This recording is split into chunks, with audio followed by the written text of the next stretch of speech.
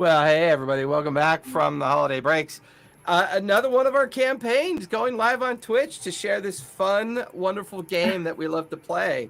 And this is, we earlier today we did the Undermountain Mad Mage adventure earlier today, which was a lot of fun. That group is just goofy. That is the most goofiest group I've ever run before. This one, once again, has a really fun blend because both Tally and Winter are relatively new to the game, but yet I've got both Eric and Kurt that have got a lot of experience with it.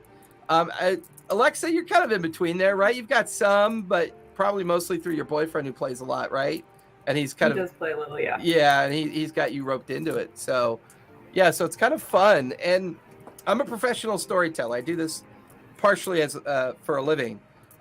This is game number 8 of my week, right? So Monday is game 1, Tuesday is game 2, Wednesday is game 3 and 4, Friday's game 5, Saturday's 6, and then Sunday 7, 8. So I'm currently running 8 of these wonderful campaigns, all of which are homebrew.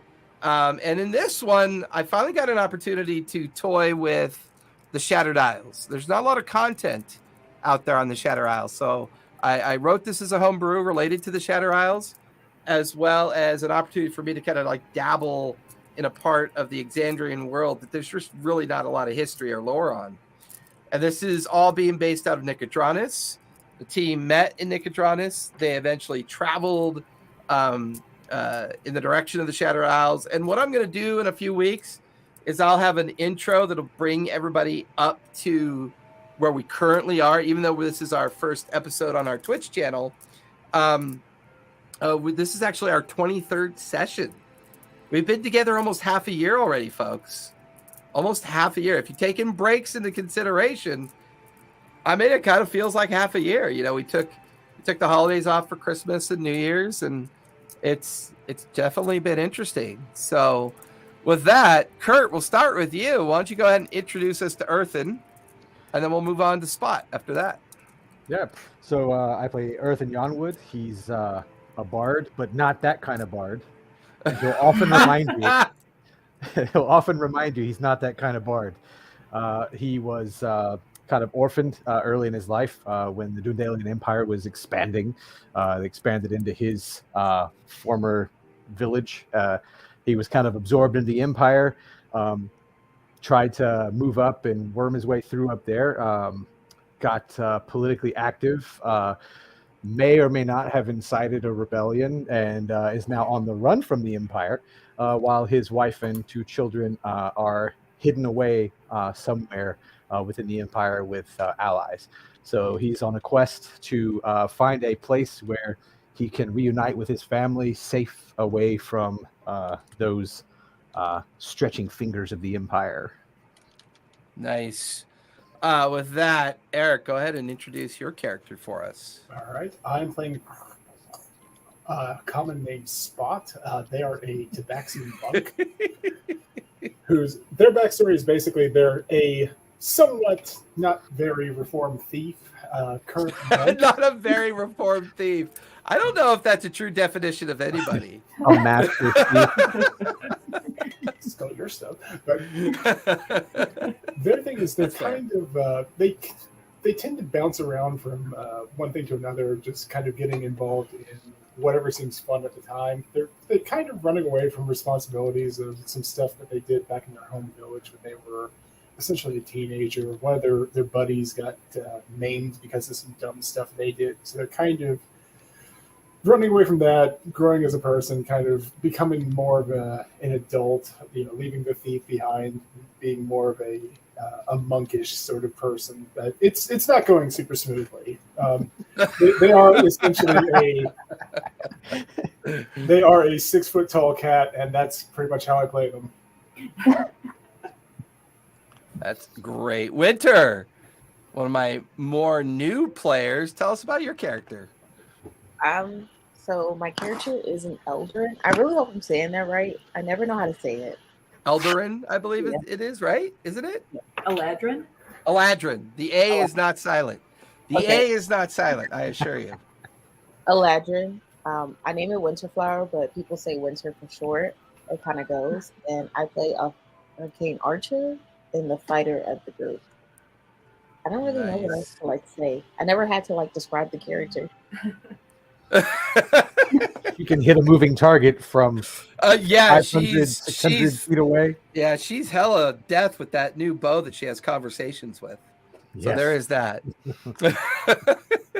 Alexa, fill us in on Xanath.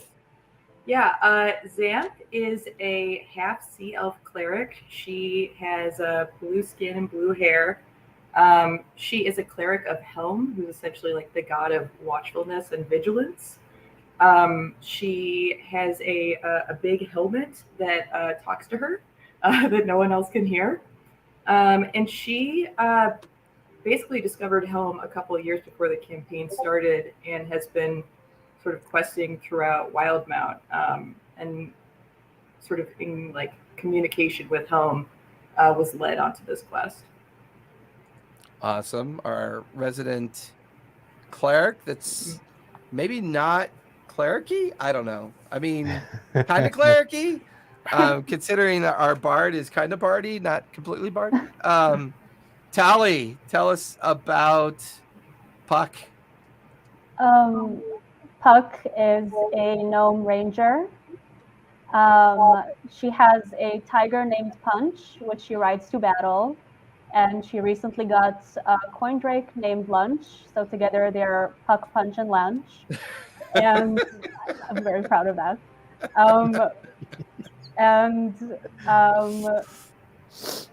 She was adopted by a ranger, by a group of rangers in their guild, but they were all mostly half orcs and rowdy and generally just kind of stepped on her.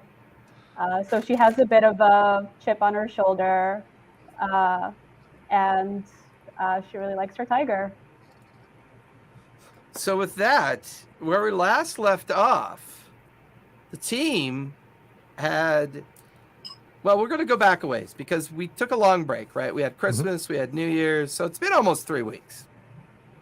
Back up in Gnomeworks, back up in the upper tiers, the upper wards of Gnomework, that is built into this massive cliffside face of this isolated island that seems to have some kind of volcano or volcanic structure near the center of it, which we still haven't quite resolved what that is, but with Puck's natural affinity to tap into whatever this energy or whatever this thing might be, well, that's been a slight distraction. We've begun to realize that there are other things going on in this island that have something to do with this family that runs a particular organization, which if I had my notes up, I could, give you, and if I was on the right, tab and all that fun stuff, and the Wanderman. Yeah, the Wanderman Assembly. As the team had been recruited by the Wanderman Assembly to find what was believed to possibly be the last surviving heir that would maybe be located somewhere out amongst the Shattered Isles. The team booked passage via the Martinet and began to discover a great deal about the Martinet and her crew and her ship. More importantly, more mystery than answers, if anything else. There they found somebody trapped in a stasis box designed to prevent what they thought at the time was a magical incursion to happen upon this person. Well, by the time they made it to Gnomeworks, they had successfully recruited, or at least got help from the Dwell. And the Dwell, through Sibo, have some particularly interesting gnome orphans that seem to have either their Dampier in appearance or Dampier in behavior, used the information that the team had shared with them to sneak aboard the Martinet ship, steal Mithras, and bring Mithras back to Sibo's dwelling deep in the Dwells in the base of the cliffs of Gnomeworks. We learned a lot about Mithras, at least we thought we did. Maybe there's more to learn now considering what happened recently. We also learned that a indigenous group of lizard folk reside at the very center of the volcano, as both the Dampier gnomes that were keeping an eye on those while stealing Mithras from the captain, had an interesting conversation with both Puck and Xanath while they were kind of exploring the inner workings of the Dwell. When everybody gathered back at Sebos to try to finally understand Mithras' condition and the understanding of what Mithras might actually be, Mithras was not only freed from the stasis box, but had returned to his previous form. And it turned out that Mithras is a direct descendant of the family of the Wanderman Assembly, or at least that's what he claimed. However, as the team began to leave Sebos, or they had heard some kind of activity in the streets outside of Sebos' dwelling, they noticed an undead T-Rex rampaging through the Dwell. They engaged and countered the creature, and during this time of distraction, Mithras was able to, well, we also know that his name's not really Mithras, as he claims his name to be Devon. And Devon had made his opportunity to not only go invisible, but while Puck was isolated after defeating the T-Rex, and the others were looking for Devon or trying to find some idea of where he was, Puck had gone her own direction to do this. And she felt a very sharp pain in her back. And the last thing she remembered was the visage of Devon staring down at her after bringing the blade down yet again into her torso. And yes, my lord, for you, I will do this. With that, Puck's descended into darkness. Puck, where is Punch right now, would you say? We got separated a little bit in battle, but I think we were going towards each other at the time. Okay, that's fair. Where's everybody else right now? Because I believe everyone's trying to find Devon. Yeah, I've been back in Sebos. Yeah, we were back at Sebos trying to. Where did he go? So I'll say, did you all end up going back into Sebos and are looking for him, or are some of you still out in the streets? I think Xanth and I went to Sebos. Okay. I don't remember. Is Puck invisible right now? No, she is not. Okay. No, he. He is invisible. He was invisible. Yeah. Okay. Yeah, he was invisible except for when he struck Puck. He became visible once he attacked her. Yep. But I think Winter was still in the building because she fell through the floor. Yeah, she had I don't know if she got back out yet. Yeah, she'd fallen through the roof. Or the roof, yeah. And then crawled back up onto the rooftop. I would say at this point, Earthen and Xanath are inside Sebos. With Winter, you're in the first floor of the building that you had fallen through, or the second floor of the building that you had fallen through. Spot, where would you be at this point? Honestly, I don't remember. My last memory of that is just fighting the T-Rex, and like I said in the Discord chat, I don't have my notes from the last time, so okay. I think I'm just on the road with the other guys. I'll say that you're also in Sebos then. That you're in Sebos with Earthen and Xanath, and that's where the three of you discover that Devon is missing. Mm-hmm. Sebos fine. She's a little bit I don't know where he went. He was just here. Her ring was missing. We found her ring was missing. Oh, the that's ring right. Of, invisibility. My ring is missing as well. You watch as she reaches over into a drawer. She pulls open a drawer. She grabs something out of the inside of the drawer. She puts it around her neck. She begins to hold on to it, and you watch as her eyes go kind of like blank as she goes into like a 10-minute ritual. So you guys have about 10 minutes to sort out what you want to do next. Did we hear Puck scream or anything? Do we know that she got... You have no idea where she is. She's currently not in Sebos. Yeah. And there's been no sign of her as far as you can tell. We seem to be missing a menagerie as well. Yeah, she comes with a lot of pets. This is true. I can cast Locate Creature to try and find Devon since we don't know anything is wrong with Puck. That will tell me where he is if he's within 1,000 feet of me. Are you ritual casting or just casting it? It seems time sensitive, so I'm just going to cast it. Okay. And what's the maximum range? 1,000 feet? 1,000 feet. You close your eyes, you invoke it, you hold on to your holy focus, you invoke the spell, and in your mind's eye, you expand out about 1,000 feet. Just no pulse, no return, no sense that he's nearby. There's no sense he's within 1,000 feet at this point. Now, how long does it last for? It lasts for an hour. It's concentration, so I think I would go running outside and see it. And wander about with it. Yeah. Good point. So at this point, Earthen and Spot, you watch Xanath head out the door. Winter, you're in the second floor of a private residence. The roof above you is hollowed out and open. You can hear kind of the recovering chaos of the streets outside. What would you like to do?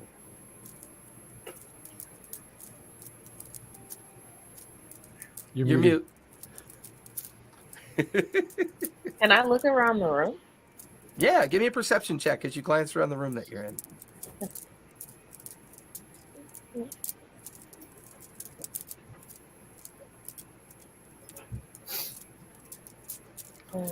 It's a 7. 7. Yeah, you're looking around. I mean, there's a bed, dresser drawer. The bed's smashed after you've fallen through and landed on it. So the bed's got some damage to it. The roof is exposed. I'll say one thing. To your left, you can see a cracked and blown out window that looks down on the street where the remains of the T-Rex currently lie in the middle of the street. And then, of course, there's a doorway open that looks like it leads to a stairwell that goes down. Can I just jump out the window? Yeah, you head over to the window, looking out. Give me another perception check with advantage because you're higher up this time. And you can see crowds of the gnome population that live in the dwell kind of gathering around this site.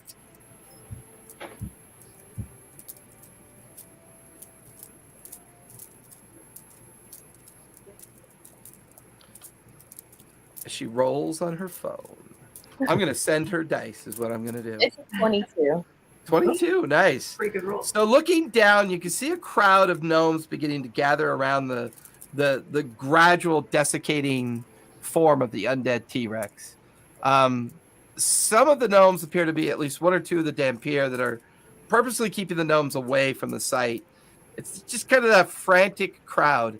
The thing that catches your eye is you can see Punch,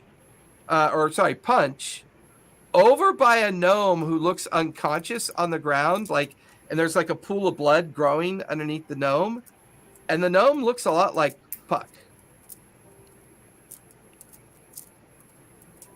Okay, yeah, so I'm just going to jump out the window and run over there. Okay, give me acrobatics check as you do that. Make sure you don't, land on your head. 15. 15. So you leap out the window, land, and go running over. At first, Punch growls at you, but then recognizes you as you come over to the unconscious form of Puck. Give me a medicine check as you stare at her. It's a 13. 13. She appears to be dead. You can see 2 severe wounds in her torso, one by her rib cage and one lower by her stomach. She is a shade of white, and she is currently not breathing.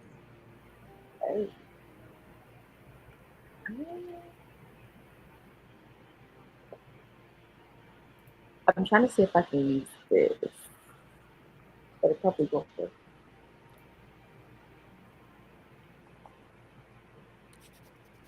Amani's going to look in that deep bag of inventory. I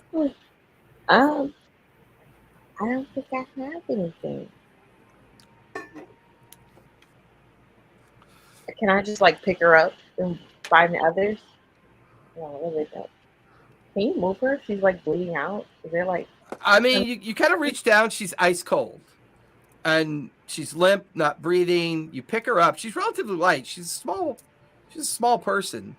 Punch is just looking at you frantically. Her her large tail and her large cat-like mane swinging back and forth. And you watch as Punch immediately starts running back towards Seabos. I'm just gonna follow Punch. I don't even know what to do. Oh, that's fair. I mean, you've got this lifeless form in your hands, and you begin racing back towards Seabos. Within a few moments, you guys, the three of you in Seabos, watch as she finishes her spell. I am unable to scry on him. I don't know where he is. I tried, but either he could resist it or he... And then the door bursts open. Punch comes racing in. Winter comes racing in. And she is currently holding the lifeless form of Puck in her arms. Can I like look at her and see how long I think she's been dead? Yeah, give me a medicine check as you begin to examine her. Right. Yeah. That's a 13. At least 15 minutes.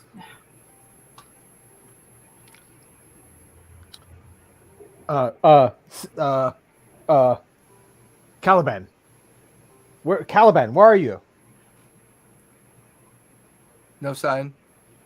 Crap. Sibo, where's Caliban normally? Or any of those guys? No, I don't know. They come and go at their leisure. They don't work for me. I mean, they're weird enough just hanging around, let alone I don't usually want them around me all the time. What is wrong with your... Oh my, she looks dead. I'm gonna like run out on the street and just look and see if I can see any of the Dampier looking gnomes. You give me a perception check. I would say Winter would have told you she saw a couple of them over by the undead T-Rex. It's 25. Looking around, you do see one of the Dampier gnomes coming around the bend over where the remains of the battle had taken place. It's not Caliban, though. Doesn't look like her. It looks like someone else. This one's more of an extremely young male gnome, but it has that same kind of like dark and gloomy appearance about them. I'm gonna like beeline for that guy. Okay. You head over to him. He looks at you coming. Is there something you need? Yes. Where's Caliban? I need Caliban now at Seabo's. Now. I believe Caliban had gone up to the wards to look for something. Oh. I think to go and retrieve someone from one of the oh shit, that's right. From the temple. Oh man. Oh, shit.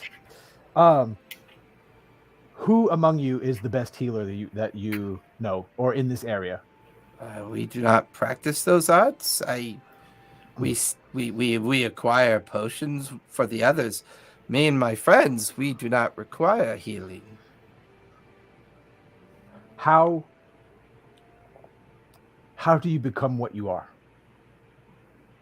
How do we become Dampier? Yes. Well, the person who decides to take on the immortal life of a Dampier must be a willing person to do it. There's a ritual, and the ritual is done, and then usually through the transfusion of a bite upon the willing creature so that they can't resist the effect. These are strange questions to be asking after what just happened. Is something wrong? A friend of mine was is dead. How did that happen? I don't know. But I've got to save her somehow. I'm not that good of a healer. Well, then take her up to the temple in the wards. I don't know what else to tell you. We don't do... I would not be willing. I mean, Caliban might be willing, but I am not willing to put this curse upon someone without them allowing me to put this curse upon them. We are not Dampier by choice. Can you bring a scroll? Do you have access? Can you steal me a scroll or find us a scroll? Something. I need something to help my friend. I'm not really sure what a scroll would do. I suppose you A could wrap her scroll- up in it. Revivify or something. Revivify should not work. That's been over a minute. I'm back She's- in the house saying I could raise dead tomorrow.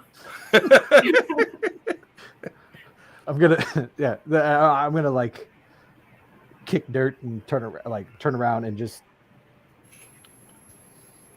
in frustration be it like by heading back towards Seabo's, but Just kind of hear Yeah.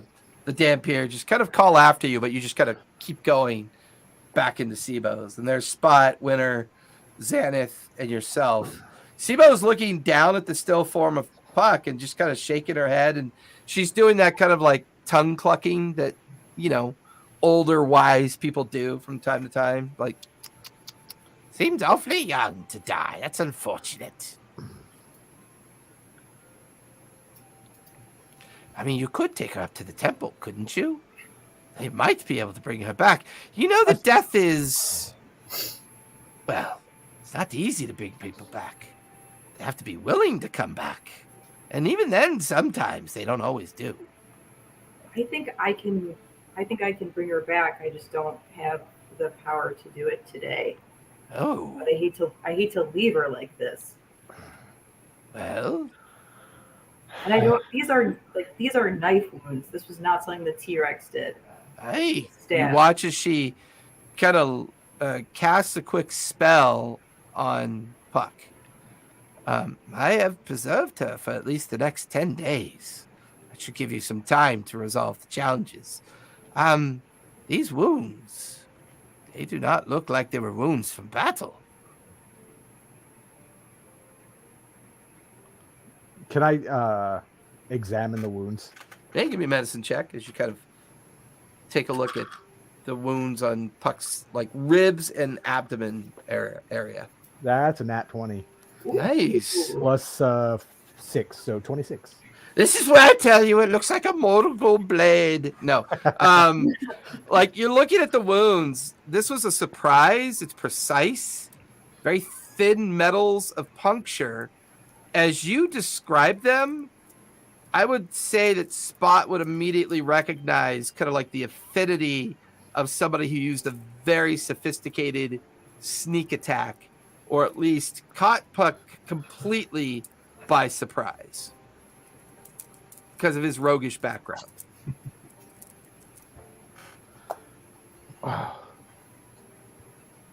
But how? Who?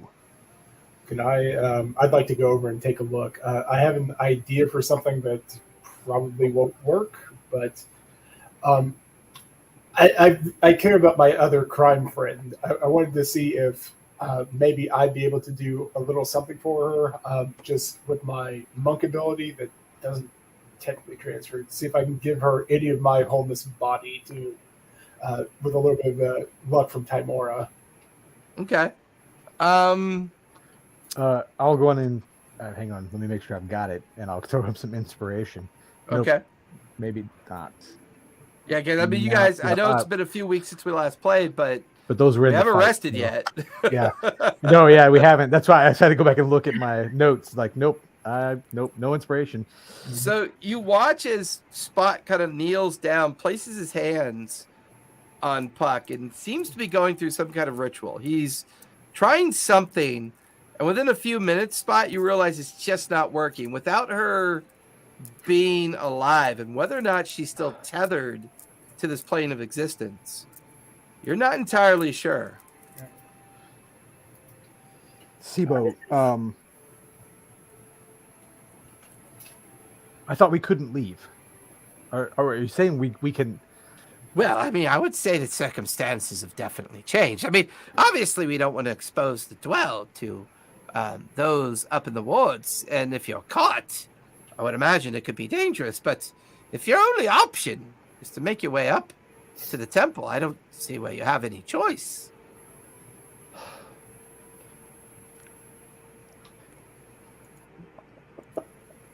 I'm like looking back at the rest of the group. Like,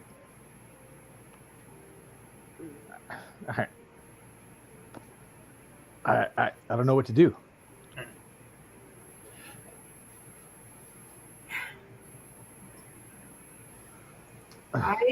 I think this is going to be super gross, but I'd like to cast Speak with Dead on Puck.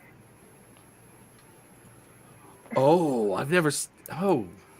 Can I do that? She didn't kill him, right? Or kill. Well, it's not really about that. It's just that she's technically expired. She's technically dead. Yeah. Right? Yeah. Yeah. I don't right. see. This may be the first time anyone's ever done it on another player character, but that I've seen in a long time. Are you insta casting it or ritually casting it? Can I ritually cast it? It looks like I have to just go ahead and cast it. I can't cast it as a ritual. Okay, that's fair. So I will cast Speak with Dead on Puck, which allows me to ask a Puck up to 5 questions. While you're thinking of those questions,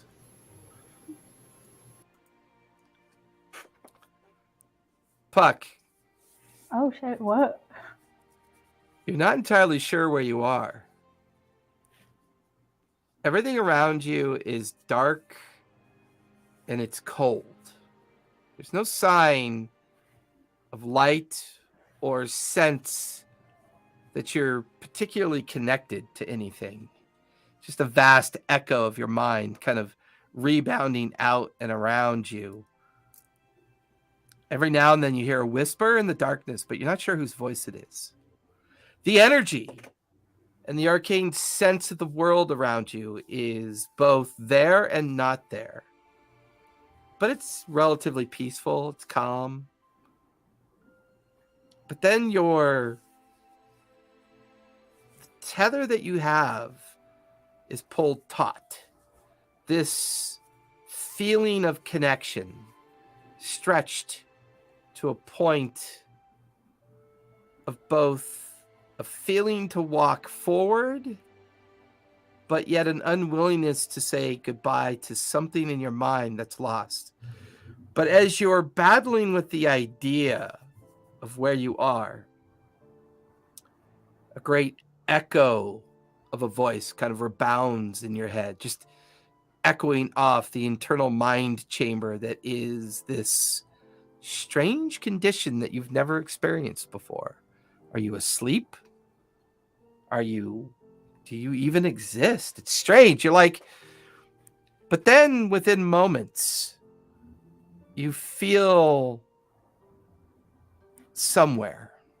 You feel animated. You feel like you're amongst something. And there's the distinct smell of sulfur. But not in the bad sense. It's a familiar smell to you. And that's when you notice a lot of volcanic activity around you. You're amongst the shale fields and lava fields of a very active, like lava cavern somewhere. Not really sure where. And in the center of all of this, a darkness and a light, and a kind of like a heavy feeling of loneliness, desperation, anger. This presence, this thing on the edge of your psyche, just tingles of like points of feeling something probing your mind without actually trying to ask you who or what you are. You're a strange one. Usually the ones that die want to be here. Who are you? Why have you come to my cavern? Why have you stood before the Harbinger? Why are you here? Who am I talking to? You are talking to us. You are talking to the center of all that matters. We are the Harbinger. We decide the fate on this island. You have crossed the threshold, child. You are dead. Oh no.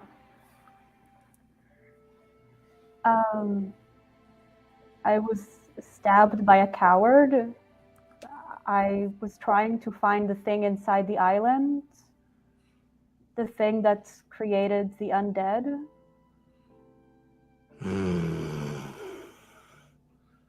And you hear this like grumble as this face that lacks both skin and structure.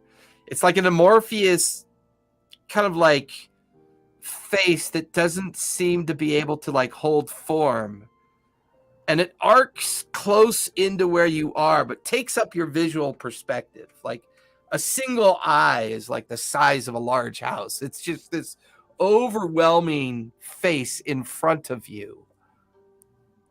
Well, I would say you found it, child.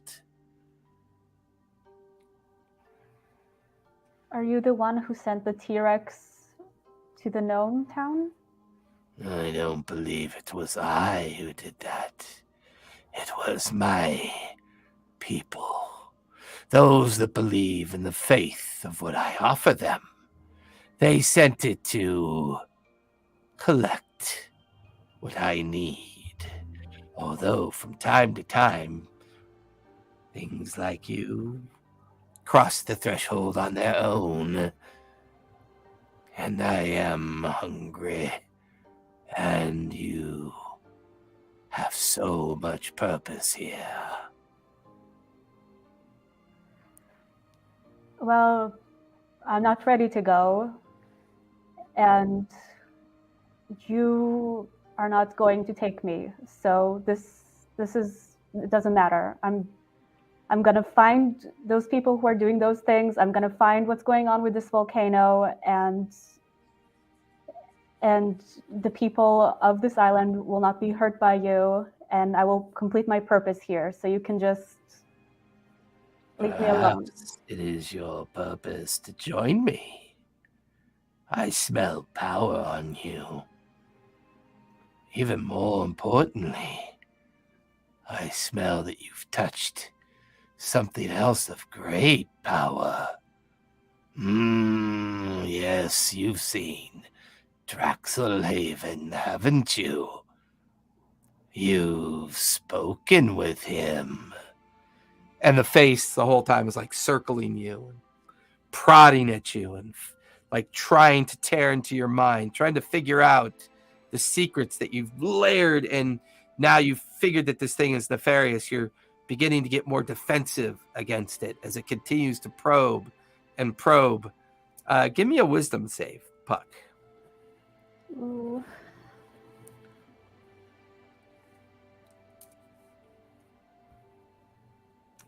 It's a great time to get a 4.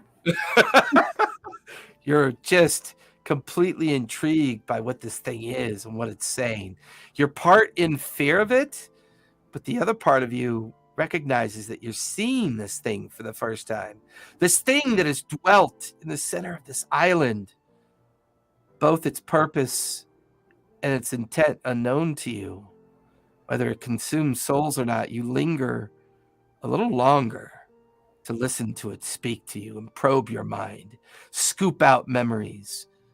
The beacon, the Draxelhaven, the relic of the old world, deep in the veil of the fog of the shattered isles, the teeth of the old world you've went to go to.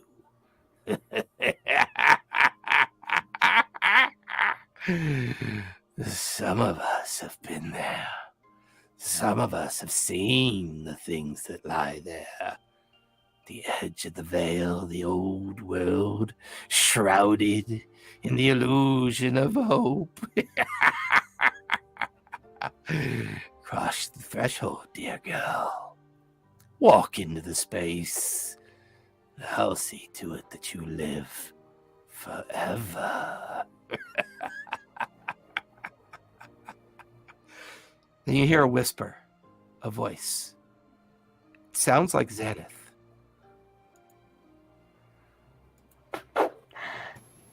Help! Xanath, your spell executes. You watch as a kind of disembodied appearing Puck. Her eyes roll open, but they're rolled back up into her head, so it's just the whites of her eyes. Her mouth hangs open. Like air escapes it for the first time since she perished. Puck, your dead form is pulled out from wherever that nexus was that you were, where the Harbinger had you enraptured into that space. And your undead eyes don't see anything, but you could feel and hear Xanath's words begin to form. Puck, we found you stabbed and lying on the ground in the street. Who stabbed you? Devon, the piece of trash. Why did he do it? Did he say anything to you? He works with a being inside the mountain, the Harbinger. Puck, we're going to bring you back. I'm going to bring you back, and we're going to find someone. If something goes wrong, what would you like us to do with Punch and Lunch? Take care of them and keep them fat and happy. 2 more questions. Hey, Did you see? Oh, go ahead. I think you're the only one that can talk to her. You Correct. can hear it though. I think, yeah. Everyone But- can hear her responding, but right now she's kind of like in that space with Puck's. Technically, Puck is undead right now at this point. She's in between the veil. If this doesn't work tomorrow, the little gnome vampire guy in the street seemed to think that it may be possible, but she would have to be willing to become like them. But she would have to be willing. Can we find that out from her? Puck, one way to bring you back would be to make you a Dampier gnome like the others that we've seen. Would you be willing, or would you prefer to pass? That's 2 questions. Would you be willing?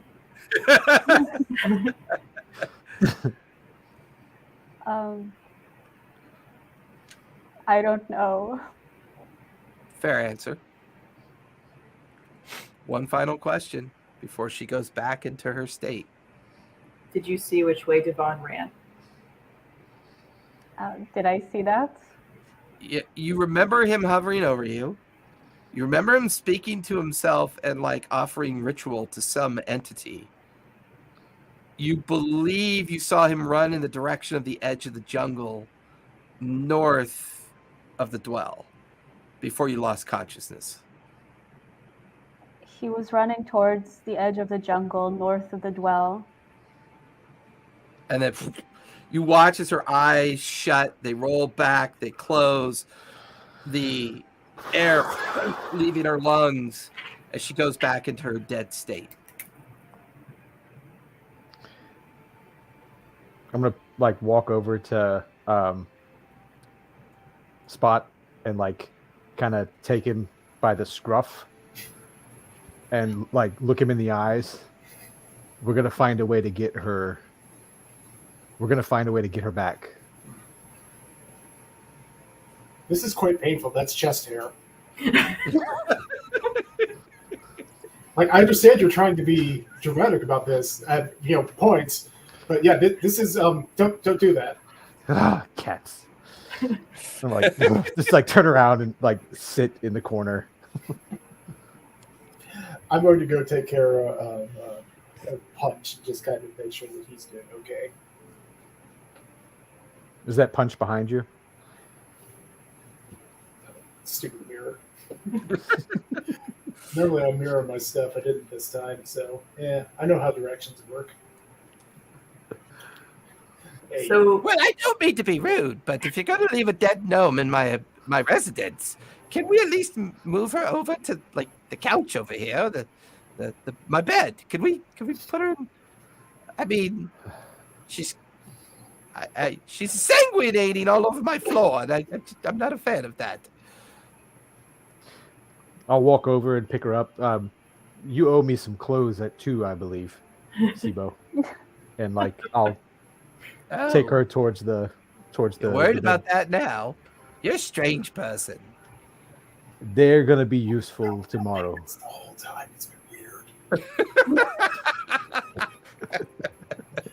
I'm a cat. That just Hey, well, let me tend to your friend here, get her tethered up here and covered up, and make sure that she's preserved for the next 10 days. I'll get to work immediately on your enchantments on your clothing. Get that done. The 4 of you figure out what to do next. Don't want a dead gnome lying around my shop all day. you can give it a day. Okay, our friend is dead. Give me a persuasion check. All right. I'm not very persuasive. Sibo's only known you guys for 2 days. So. What did you get? That's an 11. 11. I mean, just look. Fine. I understand. She could stay here till you figure out what to do next. But I mean, we haven't had a busy time like this. Well, to be honest, it's never been like this since you people have arrived. So do me a favor. Keep your heads low and just let things calm down. And she just kind of storms off over to her enchanting station with all the different items that she can use, and she just kind of buries her head in her work for the next couple hours while you guys figure out what you want to do next. I forgot we sent Caliban after Mannheim. Yeah. And that really wasn't that long ago either. Yeah, well, a lot happened. A lot happened since then.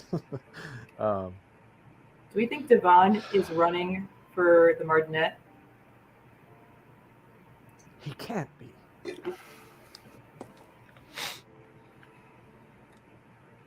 I don't know. It's like everything that he told us was lies, and now I'm not sure. Was he really, was he really lost in time? Is he really still looking for her? He worships the thing in the mountain?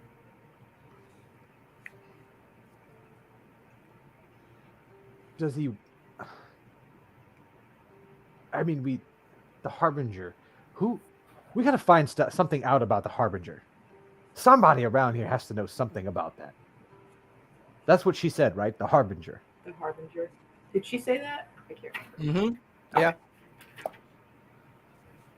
The lizard folk worship the Harbinger.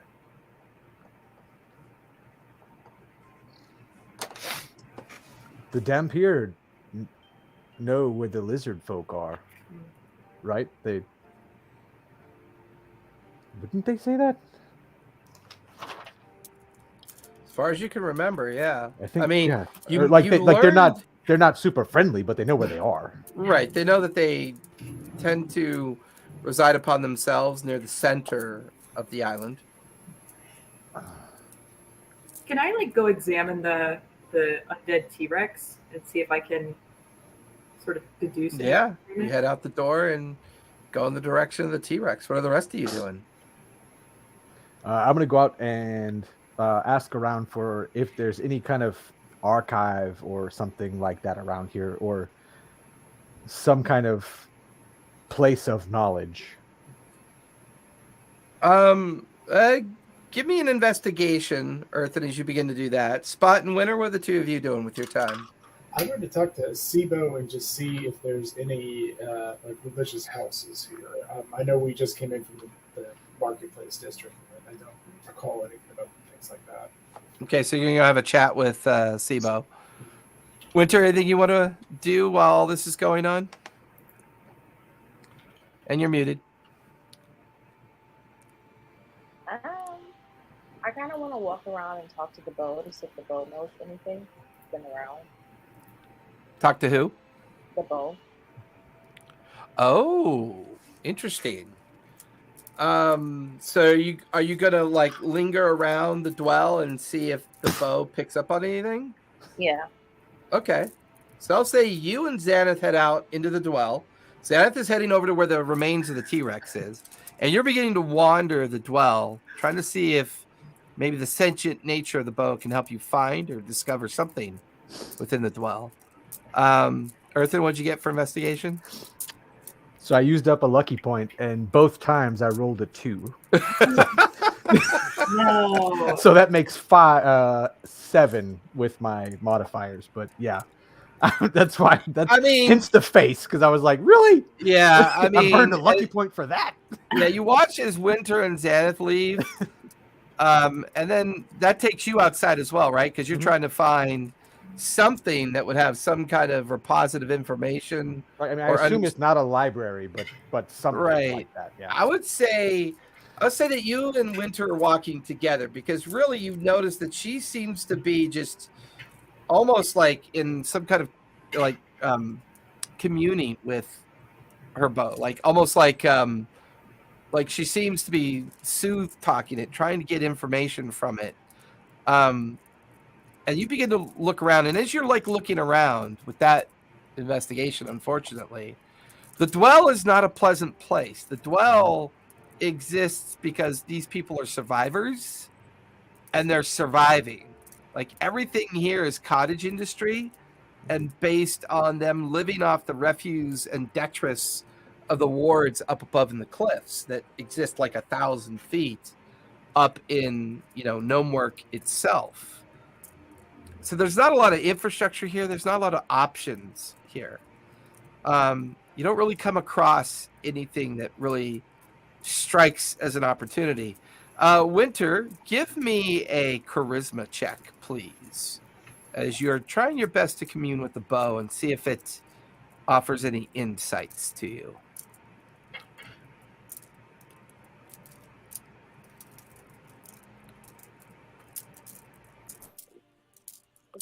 Oh, found it. It's a 16. 16. DC was a 15. That's pretty good. The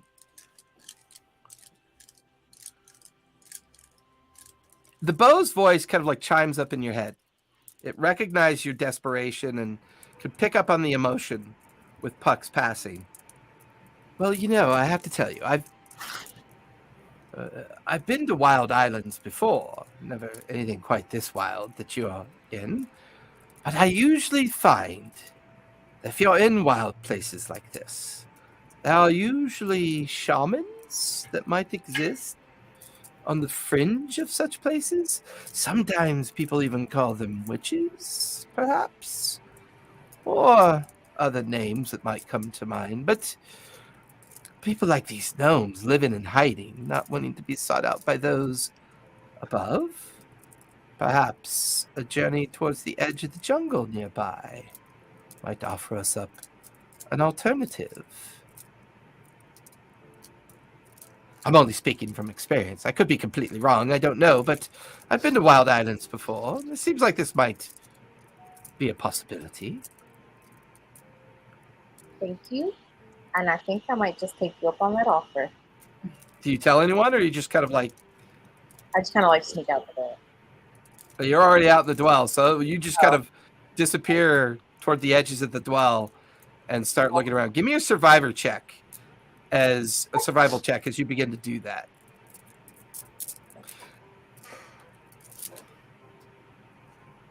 It's a 13. 13, okay. With that, Eartha, you lose track of Winter. You're not really sure where she went. You watch as Xanath is going around the buildings and past the Raven and back around the corner where a collective group of gnomes are now doing whatever they can to take the desiccated remains of this T-Rex apart. There's like a line of wheelbarrows like being filled up with its parts and taken off in the direction of the edge of the jungle and just kind of unceremoniously dumped off. And there seems to be, Xanath, when you get there, there seems to be one particular elderly gnome kind of directing traffic. he's kind of wearing a series of like station and attire that maybe he could be one of the members of the council. You're not really sure, but he definitely seems to be in charge of the cleanup. I'll just walk up to him and say, "Excuse me, can I?" Oh, hello. What? Oh, you and your friends certainly made a mess. Have you seen something like this before? No, only in the interiors of the jungle. Have we ever seen a T-Rex? I've certainly never seen one made of dead parts before. Have you seen other creatures made of dead parts? No, that's a good point. No, I haven't seen that either. Do you mind pausing just for a minute for me to take a quick look at this? I just want to understand if we can find out where it came from. Oh, certainly, I could see her with the harm. Yeah, you lot, take a break. Our friend here wants to examine the corpse of the corpse of the corpse. Sure, certainly, young lady, feel free to do what you have to do. Okay. I think I'm trying to understand basically like where this came from, and I think, yeah, whether I can detect like sort of any traces of magic or if it like flags anything religious for me. You can either give me nature, insight, or religion. I leave it up to you. All right, I'll do insight because that Okay. is much better than nature. Okay, that is a 26. Examining the creature and trying to get an understanding of this thing, and the experience that you just had with Puck, communicating with her in her dead form. This feels uniquely, like, purposely created. The fact that there are like remains on the inside of it, this thing feeds on things and somehow was animated and was able to function. It feels like both a thing of death and a thing of, like, it was a construct. The one thing you do notice with that roll is you notice a lot of markings, like striations and totems attached to the physical body of the undead T-Rex that seem to be of a language you don't recognize. And there's even pictograph work on older parts of the construct itself. The one thing you do pick up on is a lot of the imagery and what you would suspect to be like imagery of creatures or other humanoids. They are all in the shape and they look like lizard folk, like very crudely etched lizard folk pictographs on the body of the corpse with totems of like a string of barracuda teeth, like strung and like, you know, it's almost like somebody took a lot of like magical focuses that at least they thought were magical and kind of did some kind of ritual to this thing. And it's made up of strange runes and writings and pictographs. Like this is the outcome. Like this thing is the outcome of some great ceremony or some great ritual that took place. And I'd also say that's a really high roll, that there's a lot of char or heavily burnt areas on the form that don't seem to be specific to like fire related damage. Like it burnt at a much higher temperature. Does it look like it could have been lava? I mean, do you have any background with lava? Would you know? Not a lot of lava in my backstory. Yeah, so I mean, you're not really sure, but it definitely just looks like high intensity heat had occurred. Okay. Can I look around and see if, because I know Earthen was also heading outside, if I just see him? I mean, he's still standing amongst the streets and pathways of the Dwell. You lose track of Winter, but Earthen just seems very frustrated. Like, just, you don't know if this is something to do with his past, but he is unusually emotional and unusually frustrated about this. Earthen! over here. Try and wave him over. Yeah, you see Xanath over by the remains of the corpse, surrounded by the cumulative amount of gnomes that were in the process of trying to clean it up. I was gonna like look up and acknowledge her and approach. Okay. What have you got? I've been taking a look at this T-Rex. It's covered in totems. I don't recognize the language, but wondered if you did or if you'd be able to read it. Yep. Cast comprehend language. It's definitely in lizard folk. It is a ritualistic ceremony of the collection of the dead. It translates into the idea of catching souls. So this is it's in lizard folk. Lots of S's. Yes, lots of S's. Because all of us lizard folk back with lots of S's. But it's some kind of a ritual of collection, like collection of the dead. Like, well, there's like, here's collection of the dead, and this thing here is what can I say, like soul catching, catcher of souls, soul catcher, something like that. I can't tell if it's a name, but that's the phrasing I'm getting, like soul catcher. That makes sense. The belly of this thing was filled with undead. Yeah. You made really good work with those, by the way. Thank you. Yeah, she did, didn't she? I was glad to not fight those. Damn clerics. It looks like all this imagery is lizard folk. I think you said the language is Yeah. lizard folk. I think Yeah. I no longer think we talk to lizard folk. I think they sent this thing. Why would the lizard folks? Why would the? I mean, So I don't there's- want to stereotype all lizard folk as being bad shamanistic things, but I learned something from that tabaxi, right? But Somewhere Spot's ears are ringing. but surely, if they were just going to attack us like this, weren't there lizard folk back at the finger? There were a couple that were up in the wards, up above in the No More City proper. There were a couple of Actually- lizard folk at the finger that the night that everything kicked off and Spot got naked and all that. I actually overheard something. Their leader is Scaleback. He was to meet with some of the other guys. If only Spot was there. Oh, right. Oh, Oh, right. I'm not doing things. So I'll say, well, Lizard folk. Earthen, while you and Xanath are having this conversation, Spot, you're still back in Sibo's, and she's currently working on the enchantments for Earthen. She kind of notices you Why aren't you with your friends? What do you want? Are there any houses of worship here? I know there was a few that I was directed to on the surface, but I feel like now is a good time to invoke my luck god. If there's anywhere here that I could give an offering to them. We don't really keep places of worship down here in the Dwell. It's just not what we do here. I mean, I would say, well,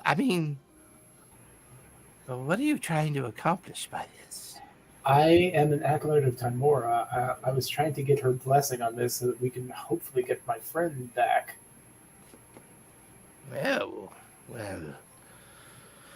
I'm not really one for the understanding of the nature of the gods. It's never really interested me that much. That I think on it. Give me a persuasion check, Spot, as you're trying to convince her to just.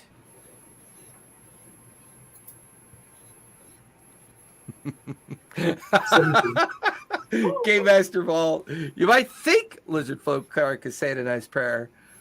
over the dead individual, but they're actually casting purify food and drink on the corpse. Oh my god, that's hysterical. That was a 17. 17. Either it was the frantic nature of what happened with Puck and what was going on. You're not really sure, but she suddenly is struck with an idea. She's like, well, I suppose you could go see the matron. Maybe she can help you. I don't know. She's kind of a batty old lady that lives on the outskirts of the dwells. Maybe she could have some insights. Like I said, I don't know of anybody that prays here or is involved in any kind of homage or understanding of things.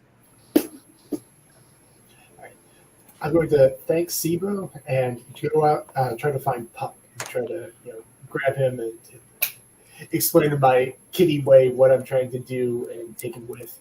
Okay, Punch kind of stares over at Puck's still form on the bed for a moment, but kind of picks up on the sense of urgency, the vibe, and immediately kind of trots over and kind of follows you out. So as you and Punch head out into the open area of the dwell, off to your left in the general direction that Sibo had described, where the outskirts of where this matron might be, you're watching as Winter is kind of heading in that general direction. And you can tell she's kind of like at the edge of where the jungle meets the edge of the dwell.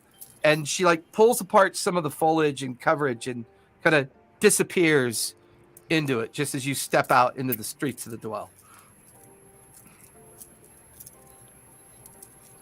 Anything you want to do, Spot? I was just going to head up to the matron's office. All right. Then you head down the street of the dwell and you head in the general direction that Sibo had recommended. I'll say for the sake of brevity, Winter, as you're just kind of looking around the initial edge of the outskirts, you hear Spot kind of come up behind you, and he's got Punch with him as well. I'm still not sure what happened to Lunch, but I'm sure he's around somewhere. You might even got reverted back to a coin. I don't remember what we did with him. Yeah, I think he's in Puck's pocket. Yeah. You and Winter are now at the edge of the dwell. You've gone in about maybe just a couple hundred feet into the dense foliage of the jungle. It's almost like you're in. Have you ever heard that term? Like you're in the city, and then you're suddenly out in the countryside. It feels like that as soon as you step into the kind of like buffered area of the jungle around the dwell. And you, Spot, and Winter with Punch, and you're on the edge. And this feels like the area that maybe Sibo was describing. You don't see anything immediately. Give me either investigation or survival, Spot. All right. And Winter's with you as well. Oh, God. That's a 4. Do you fill her in at all on what you're looking for? Yeah, I kind of give her a brief recap of what I'm trying to do. That I was directed to this matron's abode.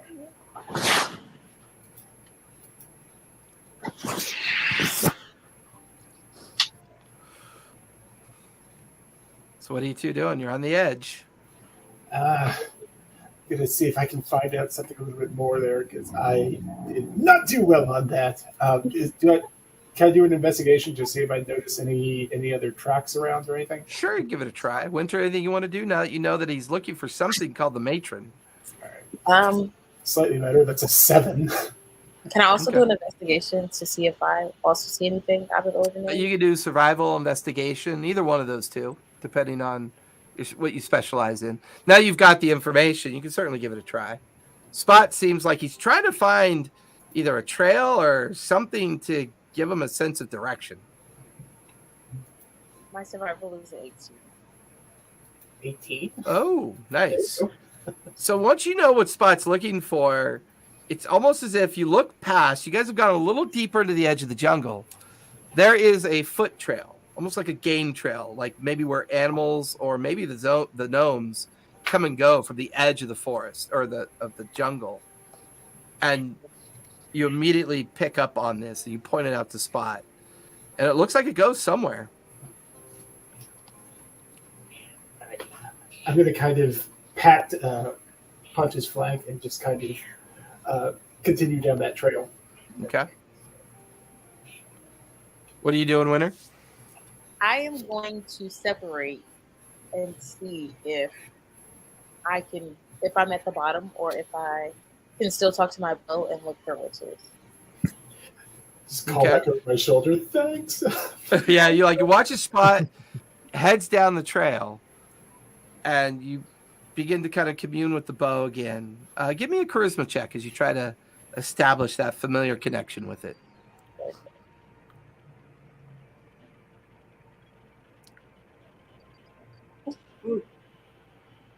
It's a 2. Yeah, I mean, there's no sense of connection. You get the feeling, once again, maybe it's a limited availability of the sentient nature of the bow. Yeah, other than that, you're not really sure what to do at this point. Do you continue just searching, or do you follow Spot? What are your thoughts? Because Spot and Punch went in the direction of that trail. I'm going to continue searching because trouble always finds one of us. So Well, that's fair. Give me either survival or investigation, your choice. I'll do investigation this time. Okay. It's a 12. Okay.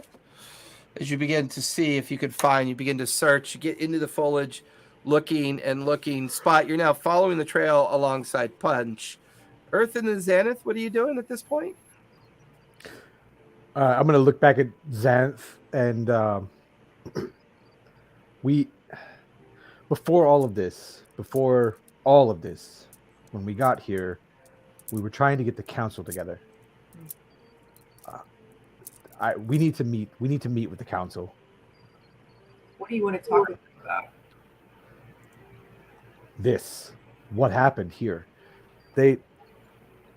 Was it Caliban who mentioned the lizard folk, and the T-Rex hunts and all that? You know, that there's some exchange maybe with the lizard folk, but surely at least the Dampier, if no one else, knows about the lizard folk here. But we just need information, guidance, direction. Can I turn back to that older gnome and I don't know if he's been listening in, but just ask him, what have you had relations with the lizard folk before? Relations? Do you mean, do I date them? Have you interacted with them? Oh, well, we've done trade with them before, but it's always been out of necessity. Sometimes the hunting's not quite as good as it could be, and so we trade supplies to them, and they trade supplies to us. We've never particularly either not or have gotten along. We just get along, I guess is what they say. So no reason.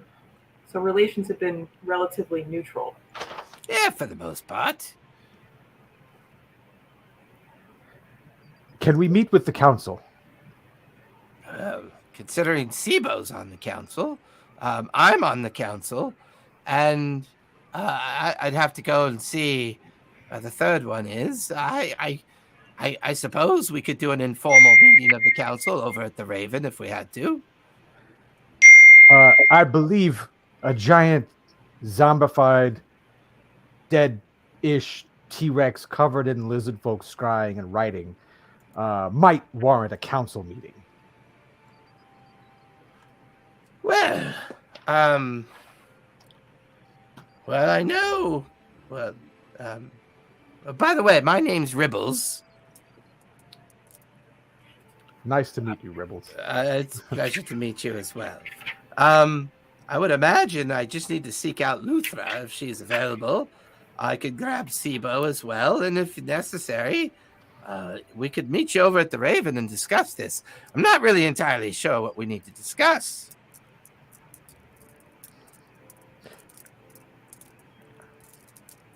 There are things going on in this place that I can't explain. I can't. Well, if you can't explain it, why are we having a meeting? Trouble has followed us at every turn. We arrive at this island after that crazy boat adventure with the merfolk and the shark guy, and then we get here, and and the captain who's 2 people but 1 person but a statue. We need some direction, and I need an army. Well, I'm sure I can give you direction, like just leave. We don't have an army to give you. If trouble follows you, then clearly you've brought trouble to us. Maybe you should just collect you and your friend here and perhaps prevent all of us from suffering from the same circumstances that you're suffering from. I rolled a natural 20 on his insight. He's a little skeptical of you. They know you're here. Who knows? And it won't I'm take here? and it won't take more than a simple notice of the surface above to come and weed out your people. But that's the last thing I want. But if I have to resort to veiled threats and I don't think that's very veiled. That sounds very specific. If I have to resort to intimidation to get you into action, I will do it. You give me intimidation or persuasion, your call. Persuasion. I got a way better score there. Can I give him the help action? Sure, you can take it with advantage. Okay.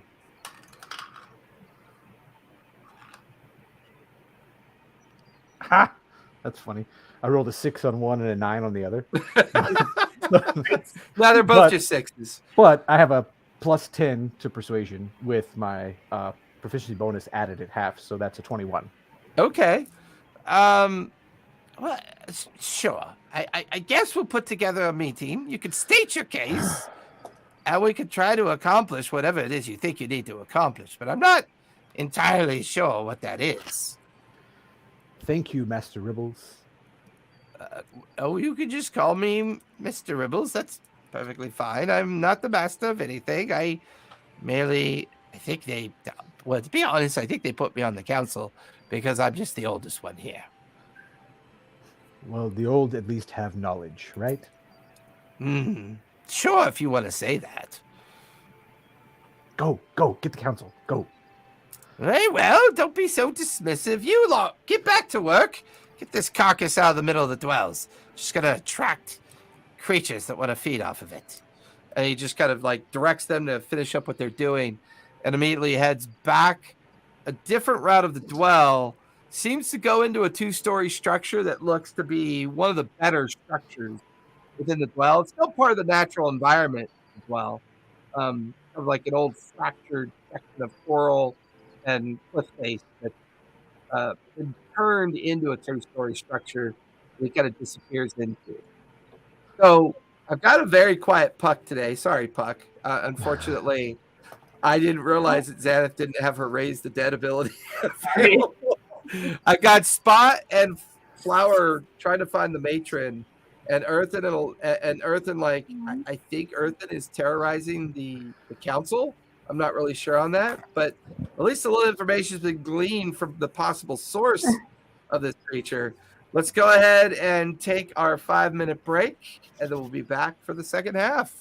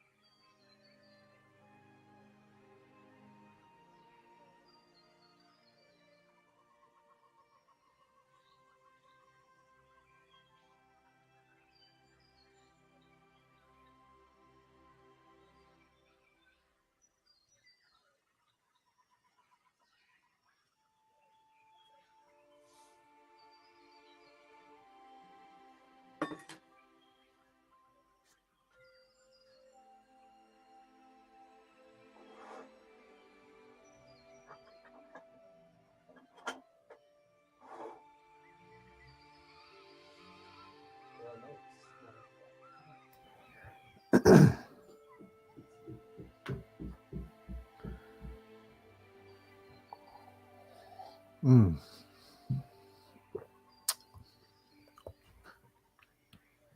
I love that. That's a nice little mic there.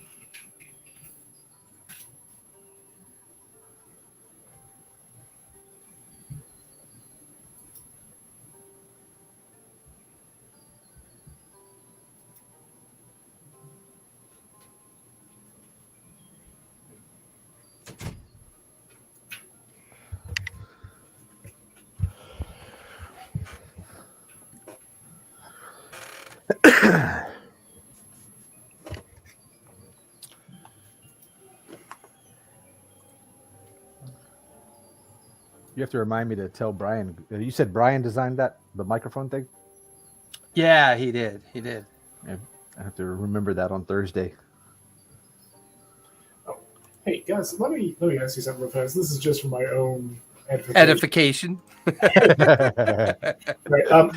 I kind of ducked back and I didn't notice much difference. This is the complete maximum amount of light I can have. This is everything in this side of the condo. I'm gonna turn off the living room. I just don't know if there's any visible difference at all. So let me know real fast.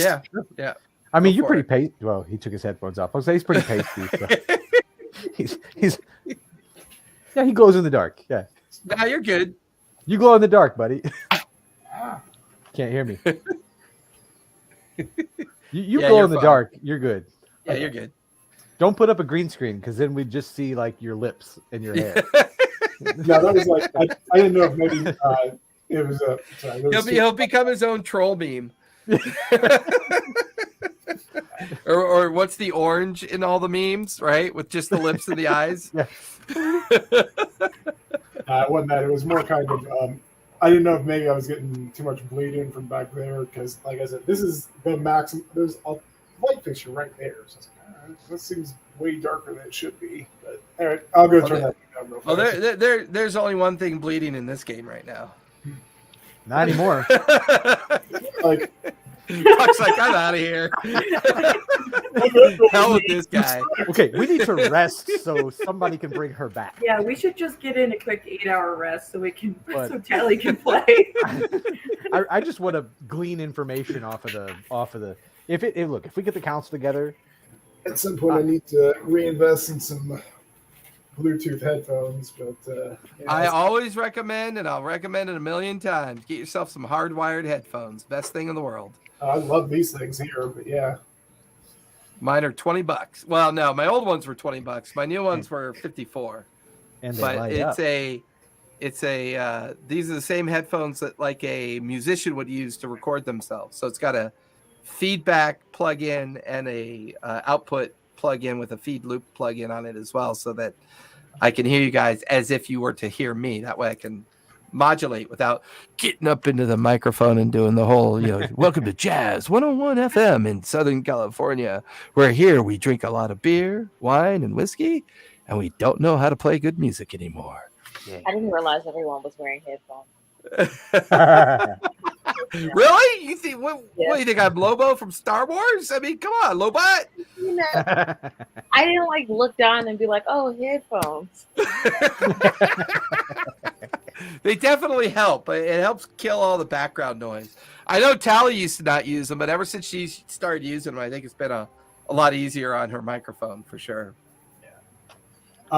this is like literally the second time we use it. Is that webcam mic all right? Because I could try potentially. Yeah, the only time the webcam mic is a little funky is when you lean back, because then you're further away from it. That's the only time it's a little weird. It's an Okay. echo. But remember, it's all about your Remember, be comfortable while you play. Yeah. Right? I mean, that's all I care about. I just want you to feel comfortable. No, don't tell him to be comfortable. He's the tabaxi that likes to take his clothes No. off. So- I'm expecting. Clothing optional, man. I'm expecting Spot to move a big piece of furniture in front of his setup, and he's going to curl up on it like a Garfield cat. It's just like, Oh, so you mean the one that was doing that like 10 minutes ago? Lasagna. yeah. Where's my Exactly. lasagna? Where's my lasagna on Gazorpazorp? John, you piece of shit. So, Spot, as much as Winter is trying, you can hear her clomping in the undergrowth off to your right. Meanwhile, this little footfall trail that you kind of take a little bit deeper, 5-10 minutes goes by and you're just trudging along with Punch in the front. And this thing is like taking you deeper into the jungle. You get deeper and deeper until you come to like a tree, like a huge tree. It's covered in vines and moss and lichen. And at the base of this tree is a very tiny door, like maybe a foot tall by a foot wide. There's no other sign of like windows, but there's like a little bit of light leaking out from underneath the door. All right. I'm going to make hard eye contact with Punch and just kind of shrug, then just kind of crouch down as short as my 6'4" tabaxi frame can be, and just kind of just gently knock on the. Yeah, you like gently knock on it. Yeah. Yeah, what can I do for you, mate? Hey, I was told there might be an elder. A jungle tree, not a deciduous tree, damn it, GMV. I'm just saying. A jungle tree. Okay. A tree of the jungle. I was told that there might be an elder that resides around these parts that might be able to help me with something. Well, I don't know, mate. I mean, I don't exactly go around telling people to, they're old. I mean, I imagine I could help you out if you need. Who are you? Hey, I'm Spot. I don't know if you caught on to this. I'm not a gnome. I don't really know these parts. Well, I haven't opened the door yet. I'm assuming you're trying to eat me, mate. That's racist, but okay. Well, I No, don't even know what you are. I'm Tabaxi. Oh. The Yeah. door opens. There's a click. The little tiny 1 foot door opens. And this little, like, 20-inch tall mouse folk kind of like comes crawling out of the opening of this massive I'm going to like jungle jump. tree. Punch kind of like looks past your like leg and looks at it. I'm looks going up to at you. shove him in the face as hard as I can without injuring him. Mate, that's a really big tiger you got there. Yeah. They, our gnome friend did not mention that you were a mouse folk, or I would have maybe not brought the non-sentient cat with me. But I was told I might be able to seek your wisdom with this. I'm trying to commune with my goddess Timora just to see if I can get her blessing on this. One of our friends just died, and we're trying to. Oh, one of your friends died? Yeah. Did you kill him? No, why did I kill my friend? Oh, I don't know. Friends kill each other all the time, I think, mate. It's just the way it goes. That was a joke. I'm trying to break. Look, I don't know if you noticed the irony here, mate, but I'm a mouse folk. You're a tabaxi. You've got a large tiger with you. Yep, I got There's that. nothing funny about that, is there? This is a normal day for you, mate. Yeah. I mean, to be fair, like objectively, this is probably pretty hilarious from the outside. Well, let me get my kit. He kind of like disappears. Oh, by the way, my name's Matron. Sometimes they call me the matron. Oh, okay. It just kind of depends on who's looking for me.